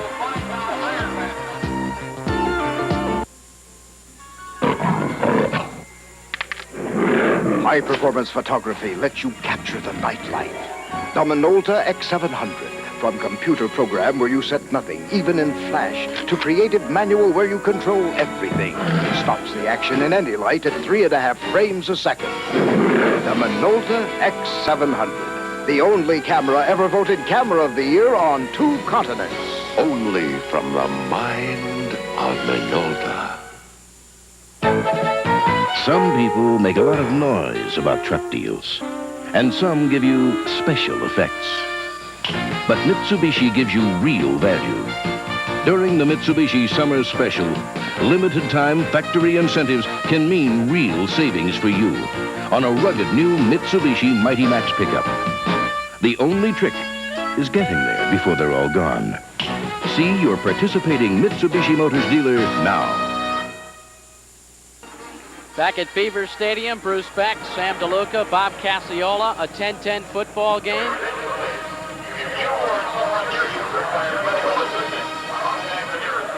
And we talked earlier about the Penn State connection. Well, the Rutgers coaching staff this year is loaded with former Penn State players and coaches. Warren Cagle, offensive line coach, a Penn State grad. Pat Flaherty, offensive line coach, also coached here with Dick Anderson. Otto Nightinger, the defensive coordinator, played in that great 55 team with Lenny Moore and Rosie Greer. Ed O'Neill, the defensive line and edge coach, is a 74 Penn State grad, and it goes on and on and on. First and 10, 34-yard line for the Nittany Lions. Strang pitches out to Dozier. 40-yard line, 43-yard line, and he was trapped and knocked down by number 21, Steve Twombly. Yeah, I think we can expect a little more of this in the second half. The quick pitch, get to the outside, prevent Rutgers from piling up on the inside and stopping those quick openers that Penn State was running in the first half. You saw there was nobody out there until the deep secondary came up to make the tackle. 9, almost 10 yards on the play, just short of the first. Dozier, just under 8 yards per carry on the day. Second down and short. Manoa, first down at the 48-yard line. Good running by Manoa there. He was trying to run that ball outside. When the pursuit cut him off on the outside, he cut it back in because he knew what he was trying to get for a first down. The way this ball game is going now, Sam, I don't know. I think that Joe Paterno's just trying to get the ball in the hands of his best players, get them to the outside, as you mentioned, take advantage of their speed, and hopefully get field position, which he hasn't had since the first quarter. And hopefully, from his point of view, perhaps wear down Rutgers a little bit. Although Rutgers has been substituting rather liberally. Dick Anderson, formerly of Queens, New York, played his scholastic football at East Rutherford High School, which is now Beckton Regional in New Jersey. So this is a coming home of sorts, taking over the Rutgers program. Dick Anderson, who said this week, I want to be competitive with my schedule. And knowing the schedule he had this year so far for 3 quarters, he's doing the job. Dozier is limping, and he comes off the field. He had a neck injury in the first half. Penn State with a 1st and 10 at their own 49. Mumford gets a yard, and that's all.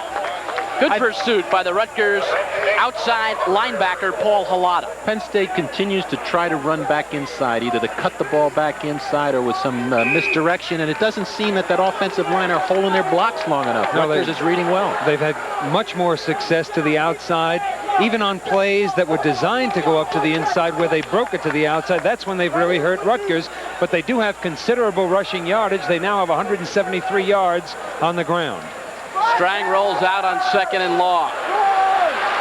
Gets away from one tackler. Tyrone Stowe finally knocks him down at the 45.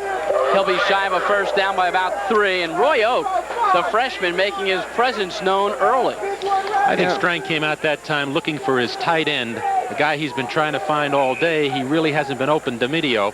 He was covered early, and Strang decided, instead of trying to force the ball, to tuck it in and run. But I think if you had to look at this game defensively from Rutgers' standpoint, they'd rather have him carry the ball.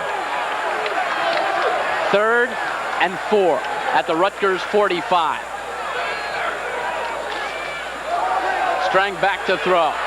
Fires incomplete. He overthrew Sid Lewis, and it will bring up a 4th down. Good coverage downfield on the part of the Rutgers defensive secondary. He was with them step for step. An excellent play also by Jay Getzendana, who came in and hit Strang just at his ankles as he was about to release the football. Yeah, it was Steve Twombly who had the good coverage downfield. 4th down, Penn State will punt. John Bruno back at his own 42. It's a short punt. Butch Young with a fair catch. The ball goes out of bounds near the 20. A poor punt. And Rutgers will take over with 6:38 left in this 3rd quarter of play, and the score deadlocked at 10. From University Park, Pennsylvania, you're watching Rutgers football on Madison Square Garden Cablevision. Everyone gets in on the entertaining action of professional wrestling on Madison Square Garden Network. Enjoy the weekly 1-hour highlight shows, All-Star Wrestling and Championship Wrestling, featuring the biggest names in the game. Plus the sensational live 3-hour spectacular from the Garden. MSG Network is the spot on your cable dial for wrestling action. You can count on it.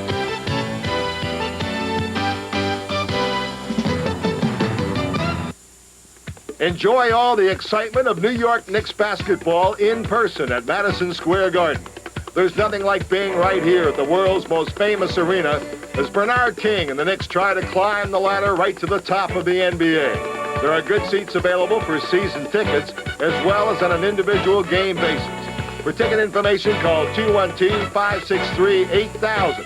Catch the action of New York Knicks basketball in person right here at Madison Square Garden. Rutgers with the football, 1st and 10 from their own 22-yard line. Very little offense so far in this third quarter of play. Eric Hochberg fakes left, rolls right, looks, throws to his tight end, and Scott Drake couldn't haul it in. Hard to tell whether he just overthrew Scott Drake or the pressure on the part of that defensive end who was coming in on him forced him to try to throw over those outstretched arms, but either way, he threw it too high. That was the bootleg pass, which is a good call on first down. It comes off of a play action, and he had his receiver wide open. The crowd has quieted down here this third quarter. 2nd down and 10, 22-yard line. Handoff to Dwayne Hooper, and he goes nowhere. During the week, Dick Anderson had said that he might have to use the pass to set up the run.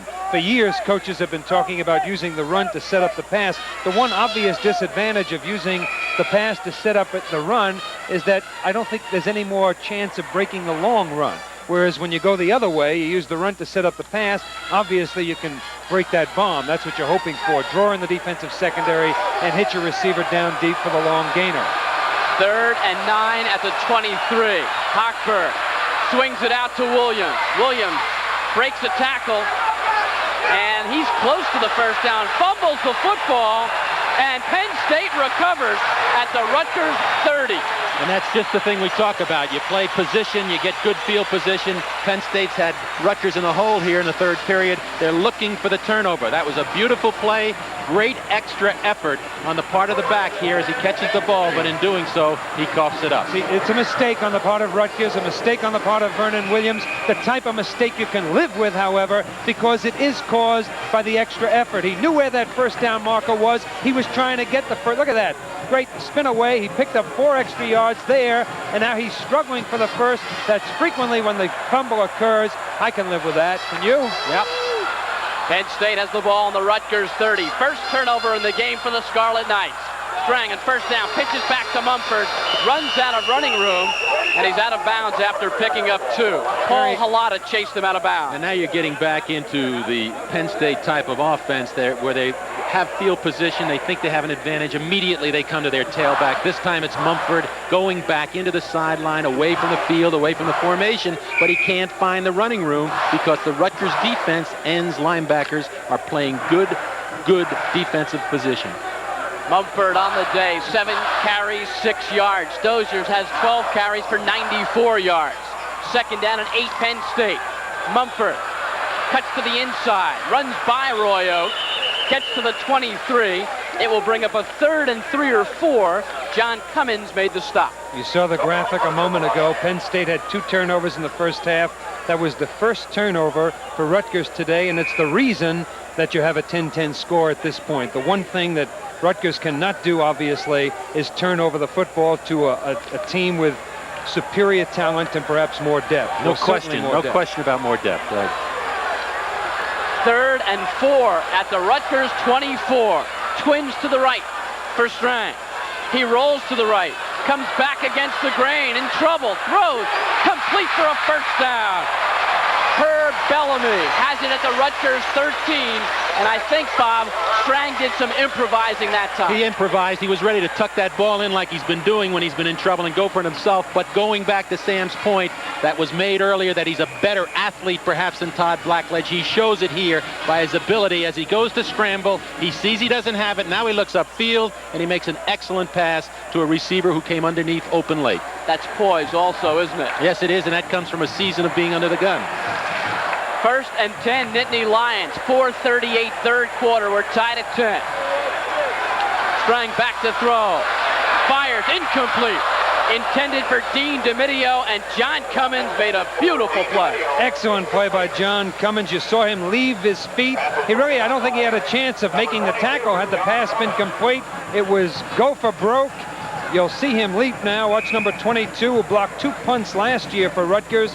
Played behind Dan Errico, and he got a piece of it, didn't he? He sure did. He played it perfectly. So many times in this tough situation inside the 10, 20-yard line, you get man coverage, you got to look to the tight end. He was up for it. Second and 10. Mumford is the tailback. Manoa the fullback. Strang, draw, Mumford. Mumford to the 10, to the 5.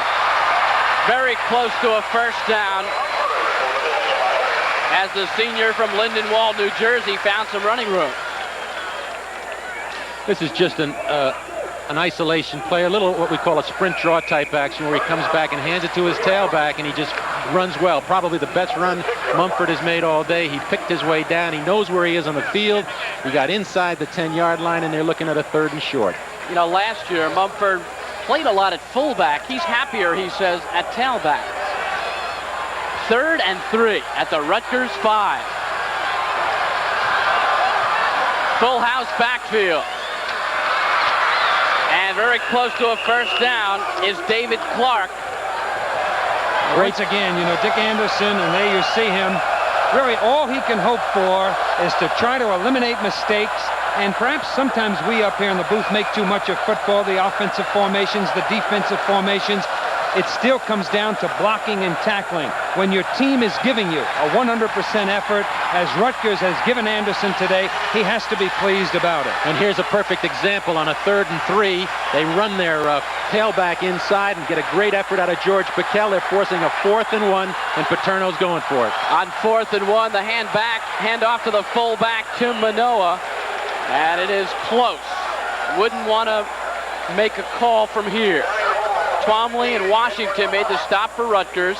Penn State going for it on 4th and 1 with the score tied at 10 and 3 minutes left in the 3rd quarter. And the Chains, well, the Chains will make their own call on this one. Let's watch and see.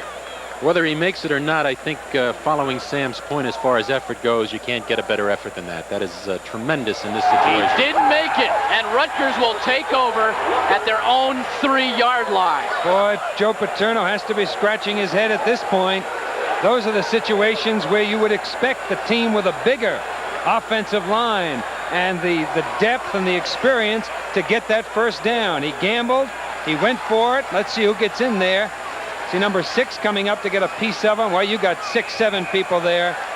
The hit was made initially, and then, of course, Washington and Young came on. Bob, as a coach, wouldn't you like that situation of not knowing who made the tackle on a play like that? Yeah, all I want to know is where that ball ends up. And right now it's in my hands if I'm Dick Anderson. It's on my 4-yard line, but I stopped him once again.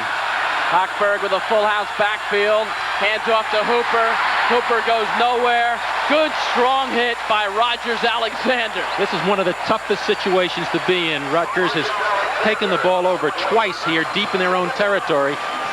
Stopping here. This is a power eye set. They're going to give it to the halfback coming behind his fullback and his tailback. He's just trying to find a seam, but Rutgers Penn State defensively knows pretty much what they're going to do, and they're up there playing the run tough. If this were the NFL, Rogers Alexander might have got a penalty for excessive demonstration after the play. In college football, it's called enthusiasm. 2nd down and 10. Hochberg may have to put it up. He's back to pass. He's in trouble. He fumbles the football, and it's out of the end zone. A safety. Penn State will get 2, but it could have been 7. In that situation, does that bug you when you had 3 Penn State people going for that loose ball? They had to know that there were only black jerseys around them. Somebody should have had the presence of mind, hey, not to fight each other and knock the football out. The rush comes from the backside. Rutgers came up in a double wing. Nobody blocked the linebacker to that side. He came in and he caught Rusty Hochberg from the blind side. He never saw him. It was Dan Morgan, I believe, who made the initial hit, number 59, the 6'6" defensive end who has switched from the offense. That's an unusual switch to begin with. Well, let's see. You'll see that Hochberg never saw him. Now watch 3 people going for the football, fighting each other, when if one had backed off, they would have had 6 points. And when we talked to Rutgers offensive coordinator Dick Curl last night, he said his biggest concern was blindside hitting against his quarterback, and that's what just happened. And he also, offensively, Rutgers felt if they could control the defensive ends, that perhaps was the key to the football game. If they can handle the defensive ends and cut them off from the backside so that they couldn't pursue and pull down the ball carrier. Because for years, Penn State has had that kind of player, that combination defensive end linebacker who runs real well and sort of chases you down from the backside. Well, here's a tough situation. They still have the wind at their back. They've got to get a good punt here to get field position, at least as far as Penn State goes from a defensive standpoint. After a safety, they've elected to punt the football here. It's a free kick. Yeah, with 2:13 left on the clock and down by 2 points, this is a very important kick here for the Rutgers football team. 2:13 in the 3rd quarter. And here comes Penn State. That's Isom. And Isom returns it to the 43-yard line. Penn State with excellent field position. And in a couple of moments, they'll have the wind at their back for the entire 4th quarter. They have to like that. Well, once again, good coverage on the part of the Rutgers team, and you just can't ask for anything more. You know, when you don't have players, you wait until you can get the players. But when those you have are giving you that 100% effort, you've got to be pleased. Strang on the afternoon, 6 for 16, only 48 yards. Last year, he completed 52% of his passes, so he's off to a slow start today. In motion, Kevin Campbell. Strang hands off to Mumford. He is stacked up by Roy Oak, and you have to be pleased with the pursuit of Oak and Stowe, both linebackers, one a freshman, one a sophomore. Penn State continues to try to run with misdirection here, bringing their tailback back away from the play. But look at the pursuit of the linebackers inside, people staying at home, making the play. That's excellent defense. You can't do it any better than that. Oak, who came on for Matt Bachman, who left the game with an injury in the 1st quarter, has to be impressing the coaching staff. Strang on 2nd and long, straight drop back, throwing the home run pass. Incomplete, intended for Herb Bellamy. Super coverage again by Young, going stride for stride for him, keeping him outside, but he had good position on him where he saw the football completely, and that's experience, Sam. Yeah, good coverage by Young. We had talked about him a great deal last year, and I'm glad to see that you picked up on it also. I think he's a heck of a football player. He threw that ball, I would say, 55 yards in the air and overthrew his man by, what, 6 inches? 3rd and 9, Penn State, 5 for 13 today on 3rd down conversions. From the 43, Strang, play action. Fires, incomplete, intended for Sid Lewis. And Penn State has not gotten their passing game together. Well, certainly a good arm is a prime requisite for a quarterback, but that's all you ever hear people talk about, the good arm, the quick release. There are a great many other things that have to be considered in evaluating a quarterback. Obviously, the timing with his receivers, his poise, his confidence, his leadership abilities. That time he had too much on the football. John Bruno will punt for the 7th time today. Back is Butch Young. Into the wind. Young, he's going to run it at the 22. And he got cracked at the 22-yard line. And Rutgers will start there. Yeah, the other thing a quarterback needs is touch. How do you teach a young quarterback to develop that ability? You know, the touch, not to throw too hard too often. You're right, and you got to have a touch. That pass that Doug Strang tried to throw the last time, as you described it, is one of the most difficult passes for anybody to throw. He's on the left hash mark trying to hit a receiver about 15 yards out on the far sideline. You need a touch. You need a lot of things on the football, and really, the timing of that is so difficult that I think that was a poor call. 1st and 10, Rutgers from their 23-yard line. A little bit more room than last time. Hochberg to throw. Firing long for Baker, incomplete.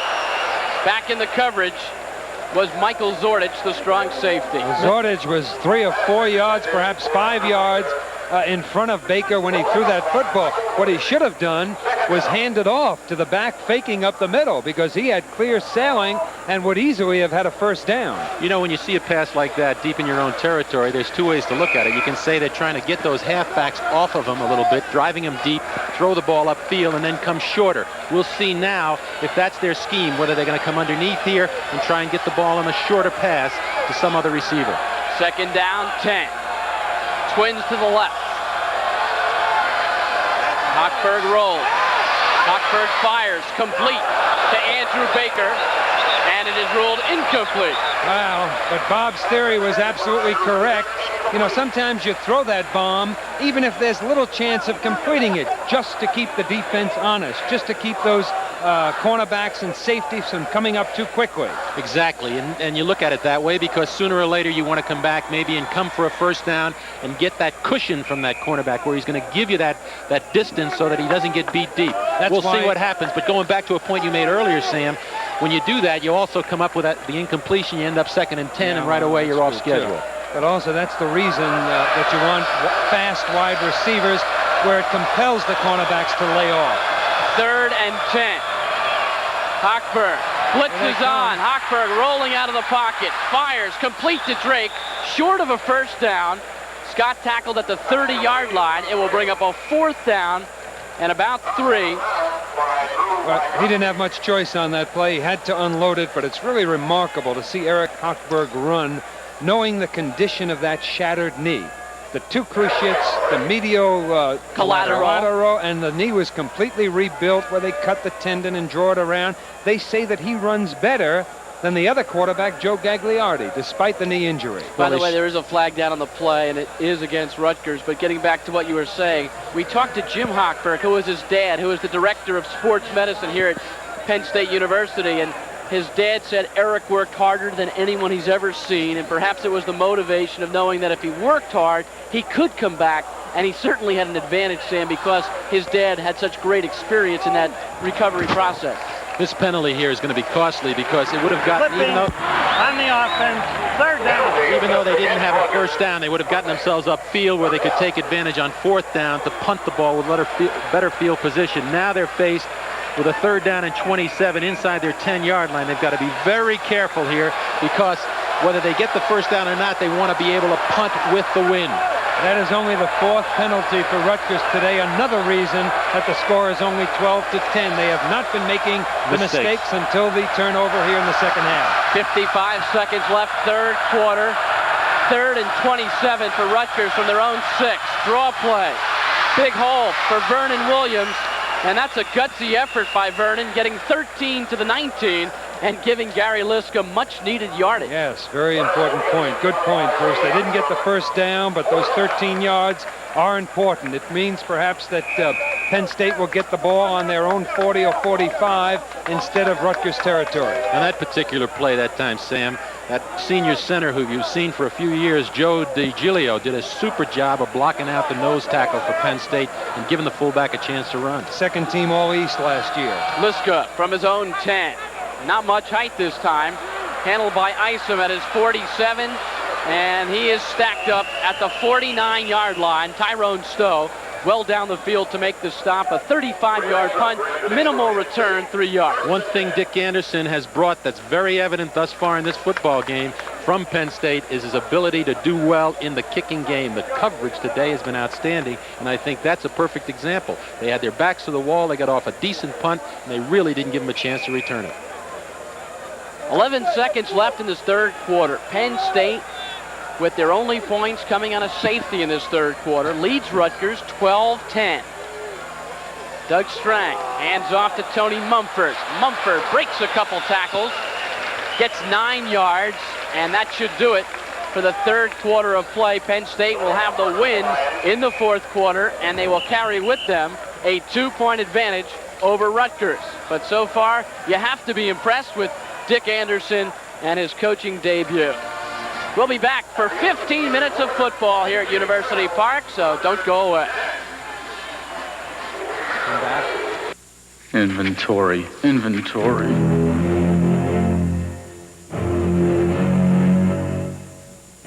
While your competitor's inventory is out of control, you can be a generation ahead of them With Data General's desktop generation computers, you can take control of your business, including your inventory.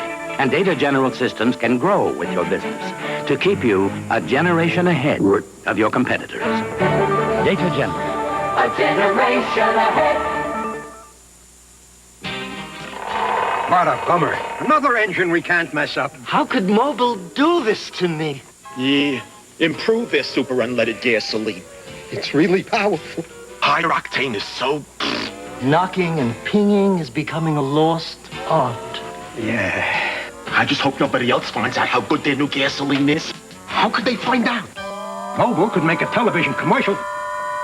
Nah.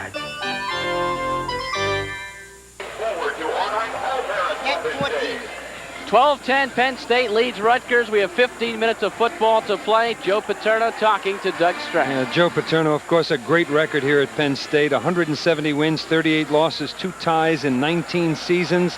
He's gone to 16 bowl games, and I think the following quote by Doug Strang may help to explain Paterno's success. Strang said, "We have 2 outstanding young quarterbacks. They're going to have great careers at Penn State, but my role is to try to teach and help them and not compete with them in every way." Paterno does a great job of reaching his kids. Well, he's worked on him for a long, long time, and he really cares about his players, and what he's created here is a quality football program with quality players, and that's basically what Dick Anderson would like to do at Rutgers. The same attitude, the same type of individuals. Second down and 3 for Penn State at the Rutgers 44 as we begin playing this 4th and final quarter. Hand off to Steve Smith. First down at the 40. Tyrone Stowe made the stop. And of course, the other thing that I'm sure Dick Anderson would like to do that Paterno has done here, well, actually that may have been established even before Joe Paterno, is to build that reputation of having winning teams that get national exposure and, of course, draw the prospective football players to your program. I think that is the intention, and they can do it that way, but it takes time. But basically, you've got to create an attitude, and I think this type of performance by a Rutgers team under these circumstances is just that. Strang rolls out, keeps the ball, gets 4. George Piquel made the stop. I think Strang was perhaps looking for the run that time. I don't think there's any question about it, Bruce. He came out on that bootleg action with the fullback in front of him that time, number 33. I'm sorry, Steve Smith. And Smith was the guy who got out in front of him, and he had no intention of throwing the football. I think he wanted to run it all the way. Well, Strang, he's not exactly a Doug Flutie, but he runs pretty good. Perhaps if Doug Flutie weren't around, he might get some more All-America consideration. Or All-East, anyway. 6 at the 36. They'll play each other later in the season. Penn State and Boston College. Blitz is on. Mumford is stacked up. Good pursuit by Stowe, and also some help from George Piquel. The whole design of that play is to give the ball to the tailback deep in the backfield and pick a hole and run up inside. The Rutgers defense, which plays position, gave nothing, comes up with a 3rd down and 4. The Penn State way very much in evidence today. 3rd and 4, Penn State at the 34. I just hope the stadium is sturdy. I wonder if they practiced that on Friday afternoon. Strang back to throw on 3rd down. In trouble. Rolls, throws, it's intercepted. Picked off by John Cummins. And Rutgers will take over at the 32-yard line. A flag is down on the play. Okay, Cummins will get the credit for the interception, but he has to share the glory with Harry Swain, number 90, who broke into the secondary and was putting the pressure on Strang. On the offense, it's refused. First down. There's the mistakes that Penn State has been making most of the afternoon. They were called, besides the interception, they had offensive pass interference. Here you'll see it. You'll see number 90 now come into your picture. That's Harry Swain, 6'4", 220 pounds, only a sophomore. Had a lot of playing time last year. Forces Strang out, is in pursuit, forces him to throw off balance, and hence the interception. First down, Rutgers. 32-yard line. 13-plus minutes left in the game. Rutgers trails by 2. Hochberg sets up, swings it out to Hooper, gets an excellent block from DiGilio, and powers up to the 37-yard line. Excuse me, that was Udovich. That was Udovich, and that was excellent poise. What happened in that play is Hochberg automatic on the line of scrimmage, and Rutgers jumped their defense the last minute, but he looked at the primary receiver to the right side, his flanker Baker. He was not open, so he went to his outlet. Udovich has been a 2-year starter for Rutgers, does an outstanding job at offensive guard for them. He had the job when he was less than 220 pounds. He's bulked up now. He's 230 or more and continuing to just be an outstanding offensive lineman. Technique. Let's watch it. Let's see. You're going to see number 64 get out there. He'll break away. Screen pass. You see the offensive line drifting out there. Number 55 to Giglio. Number 60. Unload. All right. Oh, I love that. Wouldn't you like to see that? I know you enjoy it. You smile from ear to ear when you see a hit like that. Of course, now, if he had played for Sid Gilman, he would have been compelled to leave his feet and throw a body block. As we look at this again, a very interesting play. He looked to his tight end that time to sort of look off people, but it was a screen all the way as we look on it on this replay. They did an excellent job of setting up that screen. The offensive linemen have to be good actors because the linebackers are keying off of them and sometimes the safeties, and if they don't let the entire defense believe that they are indeed trying to pass protect before they slip out, they'll have a host of defenders out there with them. Penn State is a very difficult team to throw screens and draws against because they have 4 linebackers and they play good position and they run to the football. To gain 6 yards on a screen play, 1st and 10, is a good execution and a good time to call it. Shane Conlon, the injured Penn State player, off the field under his own strength. 2nd and 4 for Rutgers. Hochberg, plenty of time. Throws for Baker, underthrew him. It's incomplete. And Baker, who is really the player Rutgers is pushing for All-American, has not had a big day. Well, I think he's been covered by more than one person. That time he was the wide receiver. They broke the tight end underneath him, and he came inside underneath the tight end to curl, and he really wasn't ready to come back to the football. You know, last year Rutgers stayed in the game with Penn State, although obviously they eventually lost it because of a superior performance by Eric Hochberg, 367 yards. Today his stats aren't impressive. 13 for 33 for 146 yards. 3rd and 4. Hochberg rolls, throws, incomplete. Intended for Pendergrass. It will bring up a 4th down, and Gary Liska and the punting unit will come onto the field. That play has been there, Sam, in the past, but that time Penn State took a chance. They brought the outside linebacker or their hero, and in doing so they got tighter man coverage, and it was covered too well. Prendergast could not get to the football. Dropping back deep for Penn State, Kevin Woods and Ray Isom. Gary Liska's 8th punt of the day. Each team has punted 7 times to this point in time.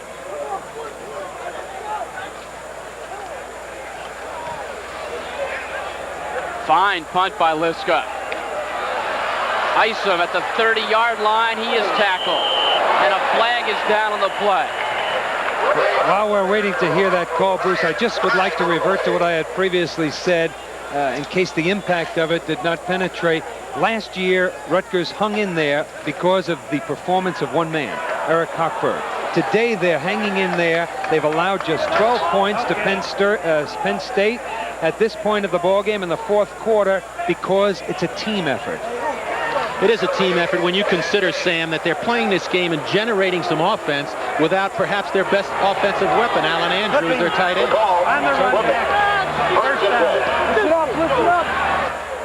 He would be an asset, obviously. You know, when you're Rutgers and you're playing Penn State, you cannot afford to lose any of your players, especially one like Alan Andrews. Let's see if we can pick up the see this clip. Here he comes. Okay, is that Hedgeman that was clipped? Didn't get the number. 1st and 10, 16-yard line for Penn State. They lead 12-10, 12 minutes left in the football game. Tony Mumford breaks through 3 or 4 people. John Cummins finally makes the tackle. DJ Dozier is on the bench. He limped off a little bit earlier in the 3rd quarter, and Mumford has stayed in the football game.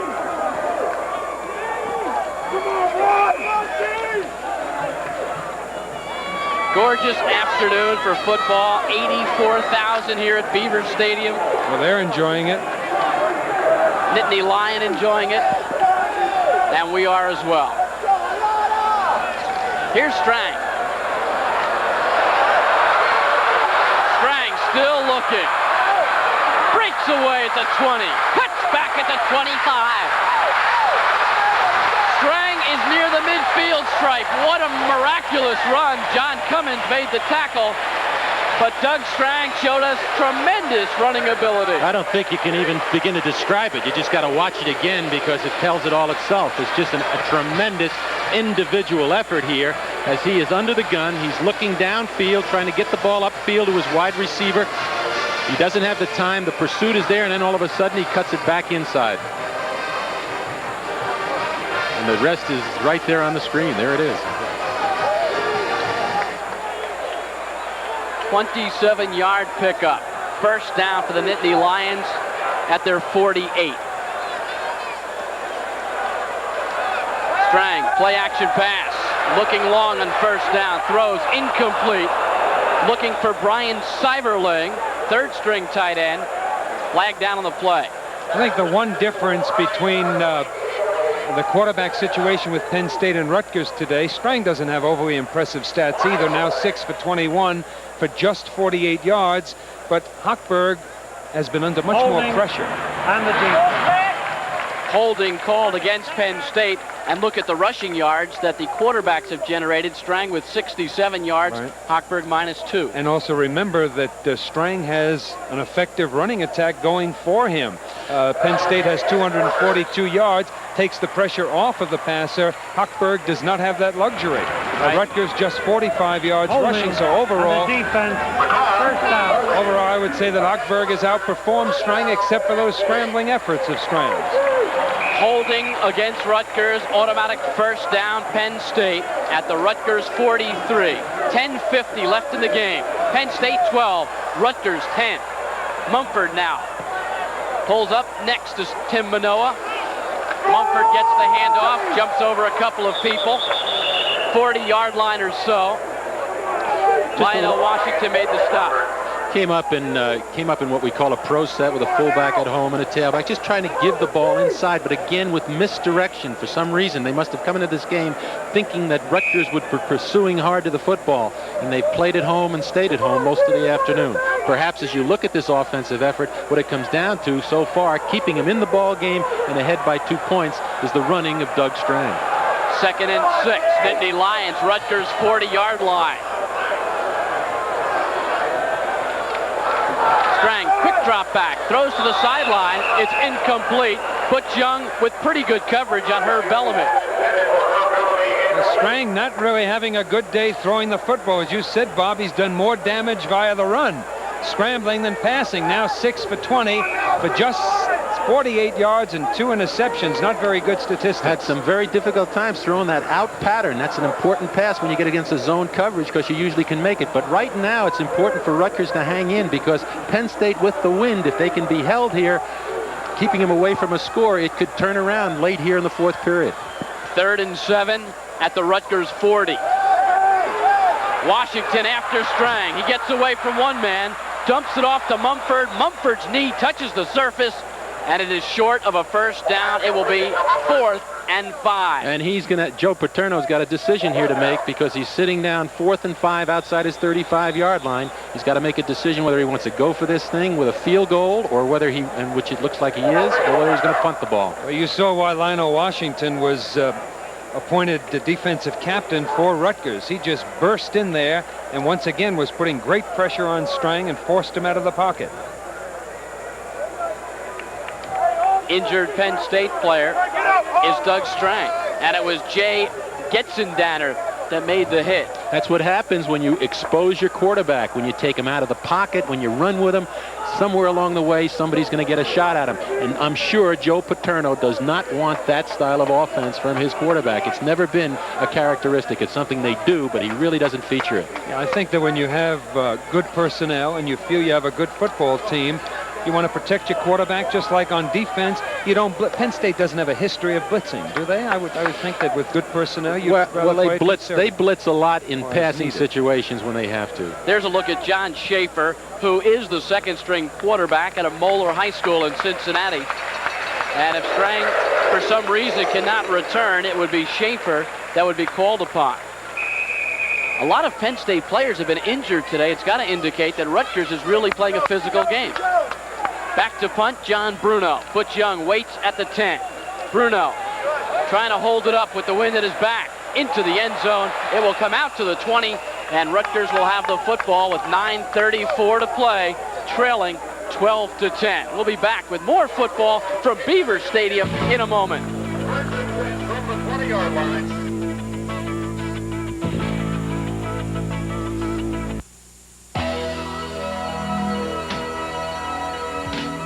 The Meadowlands offers the special start-to-finish excitement of nighttime thoroughbred racing. Driving power and head-to-head competition as jockey and horses one thunder to the finish line. All the action and suspense of thoroughbred racing. It happens again and again, night after night at the Meadowlands.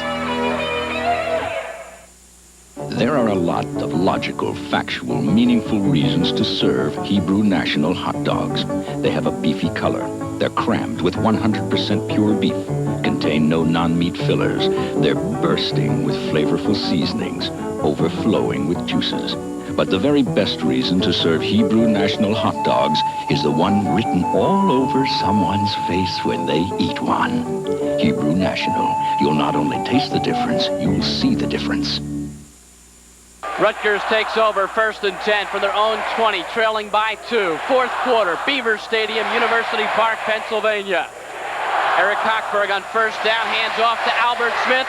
Smith has a first down, runs over a couple of people, and gets to the 33 before Darryl Giles made the stop. Okay, you run in there often enough, and eventually you're going to break one. Again, no running room from tackle to tackle. You'll see Smith break to the outside pretty much on his own. Everything is jammed up in there. Takes a couple of lateral steps, finds that opening to his left, and picks up the first down. I think, too, Sam, the fact that you throw the ball on early downs gets that defense to be thinking a little bit differently. That time, the right side of the defensive line for Penn State over-pursued the action of the quarterback. First down at the 32. That's Rutgers' first down of the second half.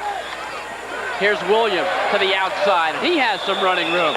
He picks up 6 yards before Rogers Alexander made the stop. What they're doing there is they came up with the field to the right side. They went into the sideline to the wing back, away from the hero back, the strength of the defense, just to get on the corner and make some yards.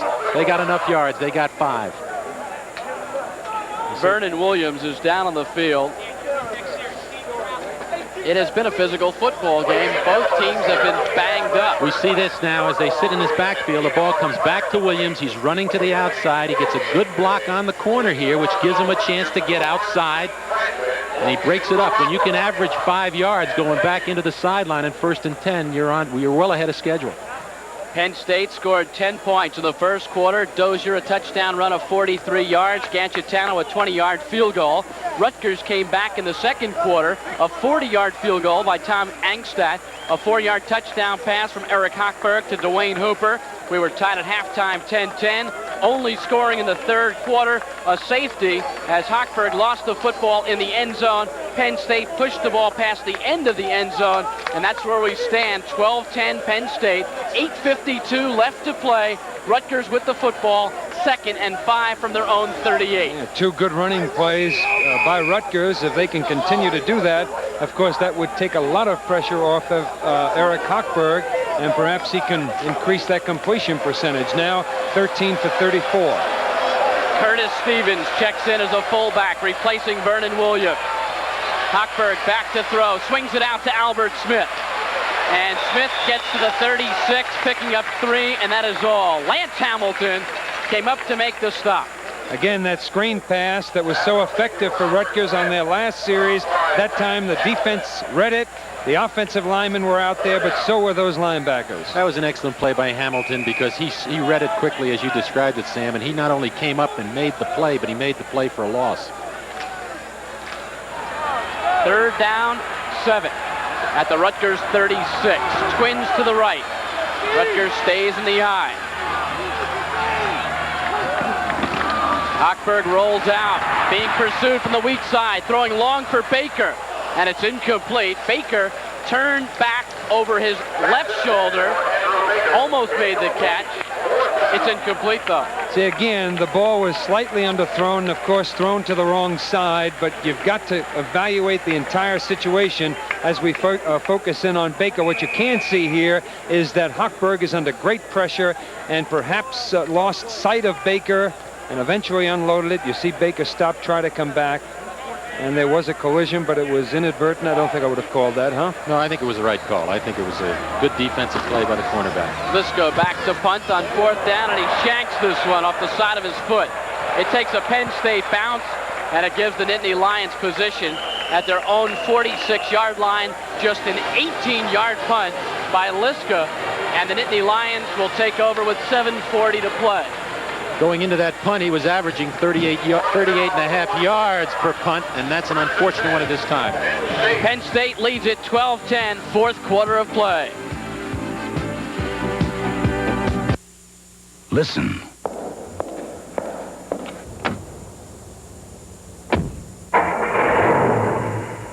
Watch. Feel the quality of a great American car. The 84 Buick Skyhawk, equipped, is real priced at only $88.07. When your Buick dealer gives you a price, believe it. 14 years ago, we crossed this bridge to introduce a new gasoline from Getty. Today, we're crossing it to bring you a new idea from Getty. From now on, we'll be selling unleaded gasoline and only unleaded, premium and regular. And we'll be selling them for less than most other major unleaded. So you get more miles for your money. Unleaded only. That's where America's headed. Unleaded only for less. That's where Getty is headed. Penn State with a football at their own 46-yard line. 1st and 10, 7 minutes, 40 seconds left in the game. They lead by 2. Strang keeps it on the ground. Tony Mumford into Rutgers territory. John Cummins made the stop at the 44-yard line. Mumford getting a lot of work now. 15 carries, 45 yards. And he looks to be getting into the swing of the game, too. He did not run well the first couple of quarters he was playing, but he's starting to break some tackles and find the hole. And now Joe Paterno's in a controlling situation. He's got field position, good down selection here, 2nd and short. He can run the football if he'd like. He broke it back away from the flow. Strang, straight give, 1st down up the middle. Again, it's Mumford. You know, during the week, Dick Anderson said when asked about Joe Paterno and their long association that he was going to try to remind Paterno to be nice and keep the score down. He was going to bring a white flag to wave every once in a while to remind him. Certainly that has not been necessary today. No, I think probably Joe called him up earlier this week and was crying the blues, as Dick said, and he didn't believe it. But now he's got reason to believe some of the things Joe was saying. 1st and 10, Nittany Lions, Rutgers 41-yard line. Give us to Tim Manoa. He goes nowhere. Good pursuit by that Rutgers front 5, and also Ty Stowe coming up from his linebacker spot. I think he's picking up right where Jim Dumont left off last year for Rutgers. He's been all over the place. Remember Stowe had 25 tackles in that Cincinnati game? He's a heck of a football player. Well, when you consider how much he played last year and how impressed you were with him last year as a freshman, he's a seasoned football player, only a sophomore at 6'2", 210 pounds. 2nd and 10. Mumford, 7 yards, a lot of them on his own. Paul Halata made the stop. Mumford has pretty good leg drop. And of course, that's too much yardage to give up to anybody on an off-tackle play. 7 yards a clip, you're in trouble. I think Rutgers in that case was playing pass conscious. They were thinking that they were going to come up and throw the ball 2nd and 10, and then instead they slipped the ball to the tailback. Mumford, he picked up his 7 yards. Now they're facing a 3rd and 3, 3rd and 3.5.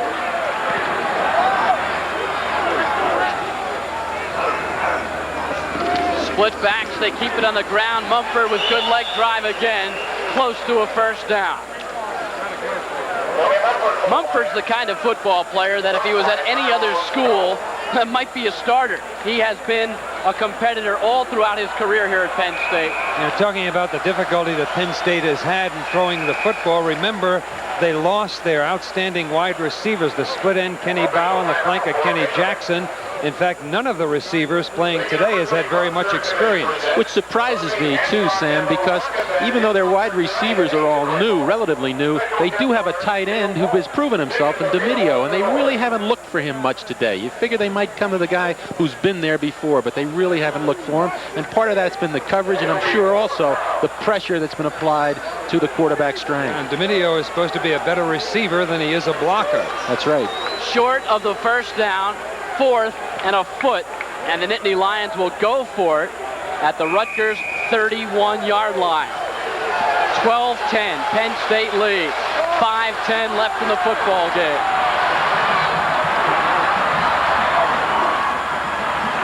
Mumford and Manoa the setbacks. Mumford gets the call. First down at the Rutgers 28-yard line. Tackle was made by the Roy Oak, the freshman out of Piscataway, New Jersey. I think that's a very good indication of how tough Rutgers has been inside on those short yardage situations. It was an excellent call on the part of Penn State. They came up with split backs. Instead of running up inside to gain a yard, they took that quick toss, which Sam described earlier, got on the flank, and gave Mumford a chance to cut it back inside for the first down. Joe Paterno, head coach of the Nittany Lions, a native of Brooklyn, New York, a graduate of Brown University. He's been an institution here for 35 years as a head coach and an assistant coach. Manoa gets the call, gets 2 yards on the play, trying the right side this time behind Smith and Conlon. Harry Swain made the stop. Nice job again by Swain, who Sam has described and told about how promising he is as a young football player in closing down against the cutback play, which is so important that you stay at home. Paterno continues to alternate players. He likes to do that, doesn't he? To give everybody a little bit of experience so that you're never in a situation where 2 or 3 backs or, the same people are delivering all the time. Oh, I think that's true, and it gets back to the point you've made earlier. They've got enough depth on this club. They've got to keep those people playing, and they use them. And he does freely substitute, especially in his backfield and his flanker positions. That's Paul Halata, outside linebacker, starter, who comes off for Rutgers with an injury. Strang has 2nd and 7 at the Rutgers 25. Mumford, 2 yards at best. And Rutgers is really clogging the middle now. Rutgers is playing tough in tough situations, and I think that's been probably the most impressive thing about their defense all day. They've just hung in there on defense. And wasn't that the big concern of the coaching staff, how tough these kids were? Well, because they had never had any game experience with them, and that's hard to evaluate at practice, but if that was their primary concern, then they certainly have succeeded, and I'm sure it was. It's a game of hitting, and you've got to get people to hit before they develop the skills and the other techniques necessary to succeed. Who's that down? John Woofter, who's the short side guard for Penn State. He's a senior, and he's been playing a lot of football here. Looks to me like he's got a lower leg injury. Getting back to Paul Halata, he's played all day today, which surprises us because we got a report earlier in the week that he'd hurt his neck in practice, and he was questionable. I don't know what his injury looks to be, that his ankle is being taped down on the sidelines, but he's played a lot of football for a guy that was hurt earlier in the week. Do you think it's common to see as many injuries as we've seen today because it's the first game of the year? I think it is, and it also goes back to a point Sam made earlier, the intensity that they're playing with out there. When you hit the way they've been hitting on the field, I think you're going to have guys get nicked up. Fortunately, we haven't seen anything really serious. I think injuries are a lot like fumbles. They're coincidental. Just sometimes they'll come in spurts, but really no reason for it.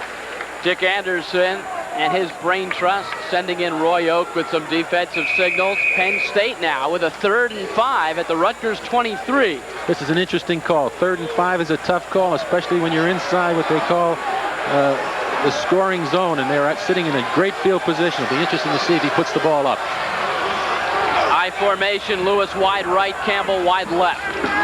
Strang, quarterback draw. He is stopped. Stopped at the 20-yard line. Pretty good hit in there.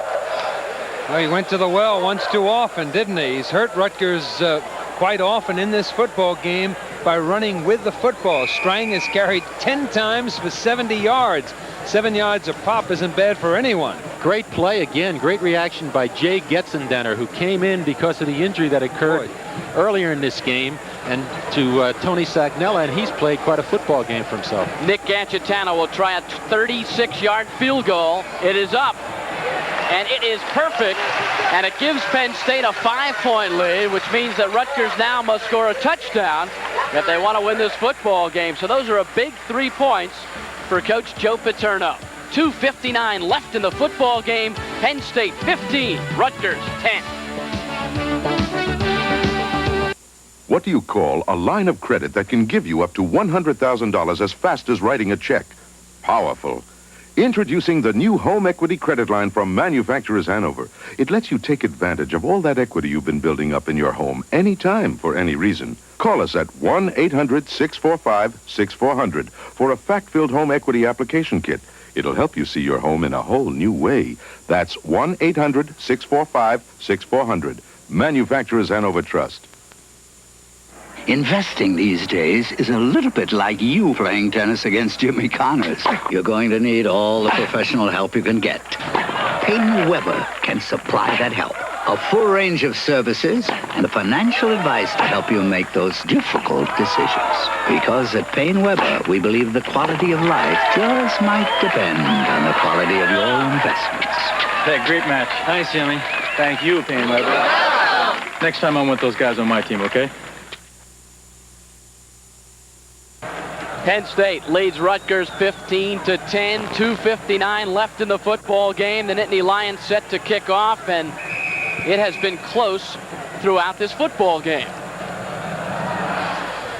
Massimo Manca. Dwayne Hooper has it at the 5. Hooper to the 15, gets to the 18. Couple good hits there, mainly number 20, Bill Emerson. The Penn State scoring drive culminated in a field goal by Nick Gacitano, who is now 2 for 2 this afternoon. Well, Bruce, if I can be just a little bit facetious, but certainly not malicious or critical, where was Jay Getzendana last year? I don't know. I asked the coaches. He was on special teams, and this year he's just blossomed. How's that for an answer? Well, he's been in our line of vision quite a bit. Rutgers with the ball from their own 18. Clock becomes a factor. Hochberg throws complete to Drake, and Drake fumbles the football. Rutgers there to recover, short of a first down by about a yard. Conlon made the hit, and the ball was recovered by Rutgers. I think it was Curtis Stevens, the backup, the second-team fullback, who was right there on the spot to make the play. If you were coaching this team and Michael Zordich, number 43, does what he does here. See, he came up looking to catch the football instead of making certain that, you know, it wasn't going to be a long gainer. What would you do? Would you be upset? Of course you're upset, but he was looking to make the big play, and it gets back to an aggressive player, which Zordich is. He's probably the most aggressive player in that secondary. As many people have said, he's a better linebacker than he is a defensive back. 2nd and 1. Hochberg in trouble. Look out. He goes down in the arms of Bob White. The ball squirts free. Rutgers recovers back at the 7-yard line. And again, it's Curtis Stevens who recovers, but White puts some hit on Hochberg. And that, again, it is the backside rush that Rutgers was so conscious of, has done a pretty good job of defending. But as you look at his drop here by Hochberg, coming from the right side, you'll see the backside rush. 2 people are coming down on him. He doesn't see him, and they catch him from behind. The reason they got to him was the front side was covered as he was looking to come to his split receiver, Andrew Baker.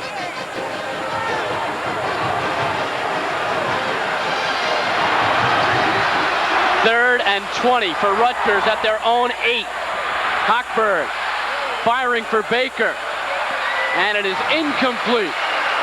Yeah, we saw a great many of those passes by Rutgers last year, throwing the ball down to Andrew Baker, where he would leap into the air and come down with the miraculous reception, but you just can't do that constantly. It's haphazard.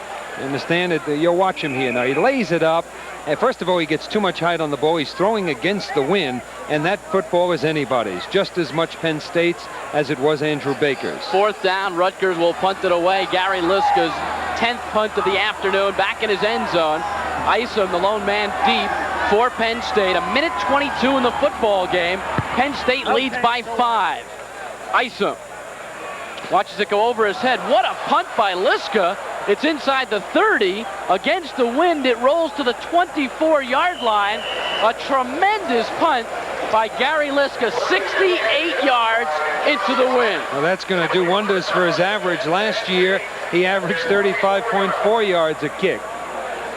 Rutgers does have 2 timeouts remaining, and with 1:09 to go, it looks difficult, but that certainly gives them at least some hope. Well, it looks difficult, and they've got to play with their timeouts, and you know that Penn State is going to come up and try and run the football. The question will be, will Rutgers come up and gamble themselves, get people up on that line of scrimmage, play the run, try and cut it down, and use their timeouts when they get them in a third or second and long situation? Penn State leading by 5. A lot of people thought Penn State would roll over Rutgers today. The Scarlet Knights have played stubborn defense. Strang rolling out, in trouble, nowhere to go. Falls down at the 16. Clock stops at a minute as Rutgers uses one of their 2 remaining timeouts. Was that Butch Young coming in like that from that cornerback position? He took on the lead blocker, and there was a collision. Remember, Butch Young is only 5'8", 170 pounds. It looked like he was throwing the block. You know, this is an amazing call here, because here you are, 1st and 10. You've got the ball. It was sitting on their own 24-yard line. You figure they'd run their tailback behind their fullback. Instead, they had their quarterback roll out with no intention to throw the ball, but just run and keep the ball. Again, they're exposing him to a lot, and I'm surprised at that approach, to be honest with you. He takes a big loss here. He permits Rutgers to use a timeout, forcing him into a 2nd and 17. They may still have a chance to get the ball back. If they were behind in the ball game, you might expect it. Right, exactly. In desperation, when the pressure is on, then you don't mind running your quarterback and risking injury. But when you're sitting on a lead, it does seem rather foolish. Well, we have the opportunity here in the booth. Wanted to thank our spotters today, Carl DeStephanis of Bayville, New York, and Lou Shane, our statistician, Kenny Friedman, our assistant director, Mike McCarthy, and our producer, Peter Blank. They are calling the plays for Strang, aren't they?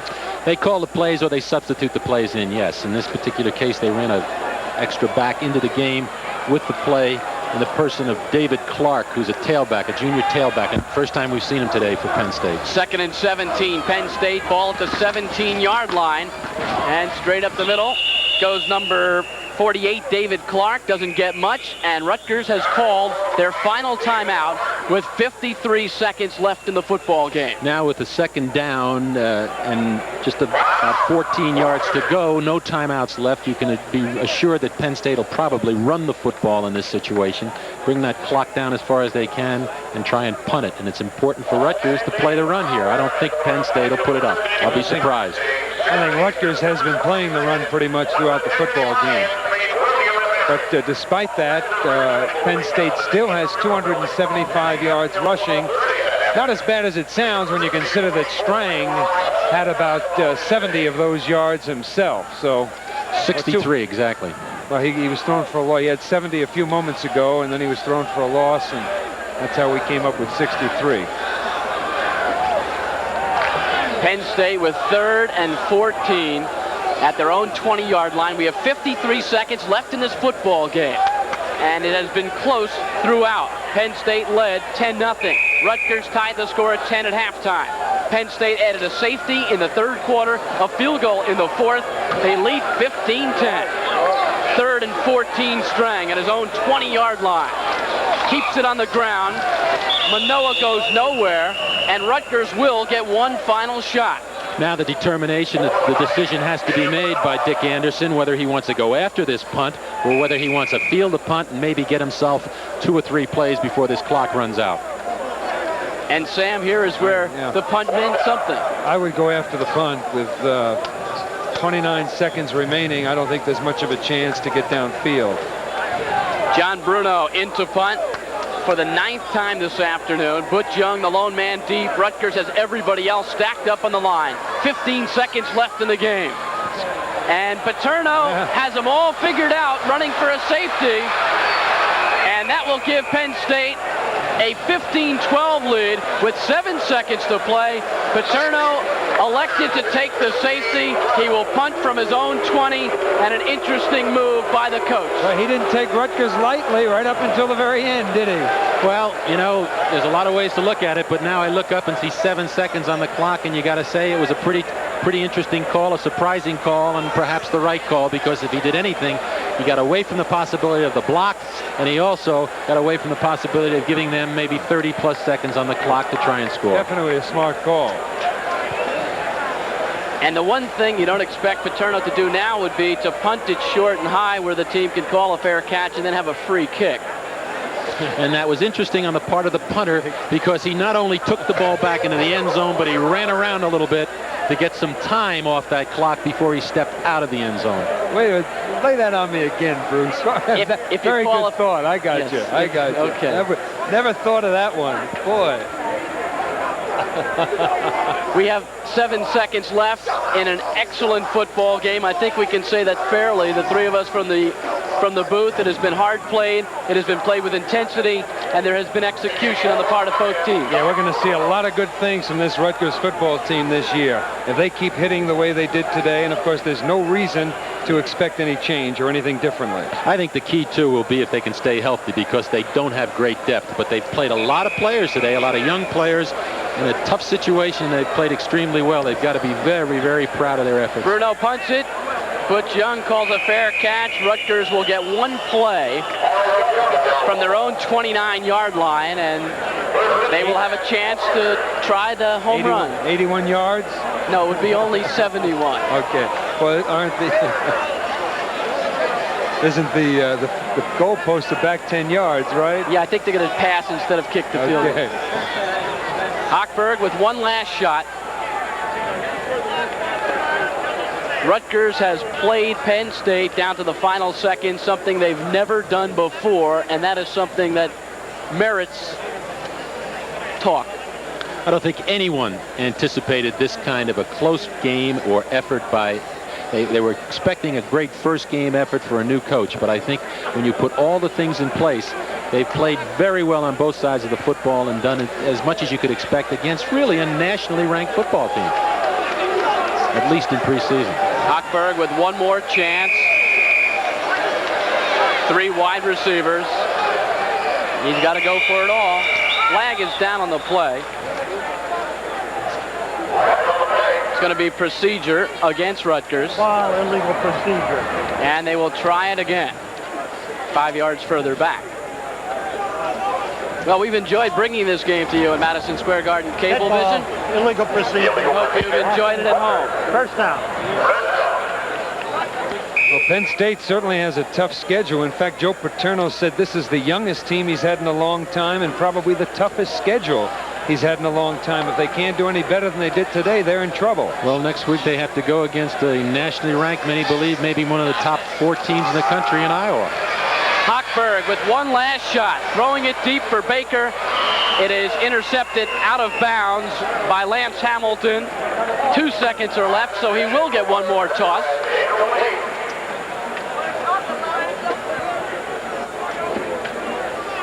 Does Penn State traditionally get off to a slow start? I just remember that 0-3 start last year. Well, you know, you can talk about a slow start. Last year they went in and played Nebraska, but they played them in the Meadowlands, and it was a tough defeat. But here they're playing at home in their home crowd with a seasoned quarterback, a lot of seasoned players in many positions against a whole new situation at Rutgers. So it's very hard to measure their performance. Here's Hochberg with one more toss, and this one is intercepted by Lance Hamilton.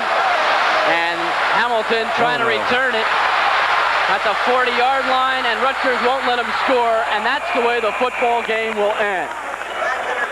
It will end with an interception by Lance Hamilton, and the final score, 15-12, Sam. Well, no matter what you say, it was an excellent effort on the part of Rutgers, and there you see Joe Paterno and Dick Anderson, longtime associates. Anderson spent 11 years here at Penn State, was the offensive coordinator for Joe Paterno, well, the offensive coordinator 3 years ago, and they went to a more explosive type passing attack when he took over.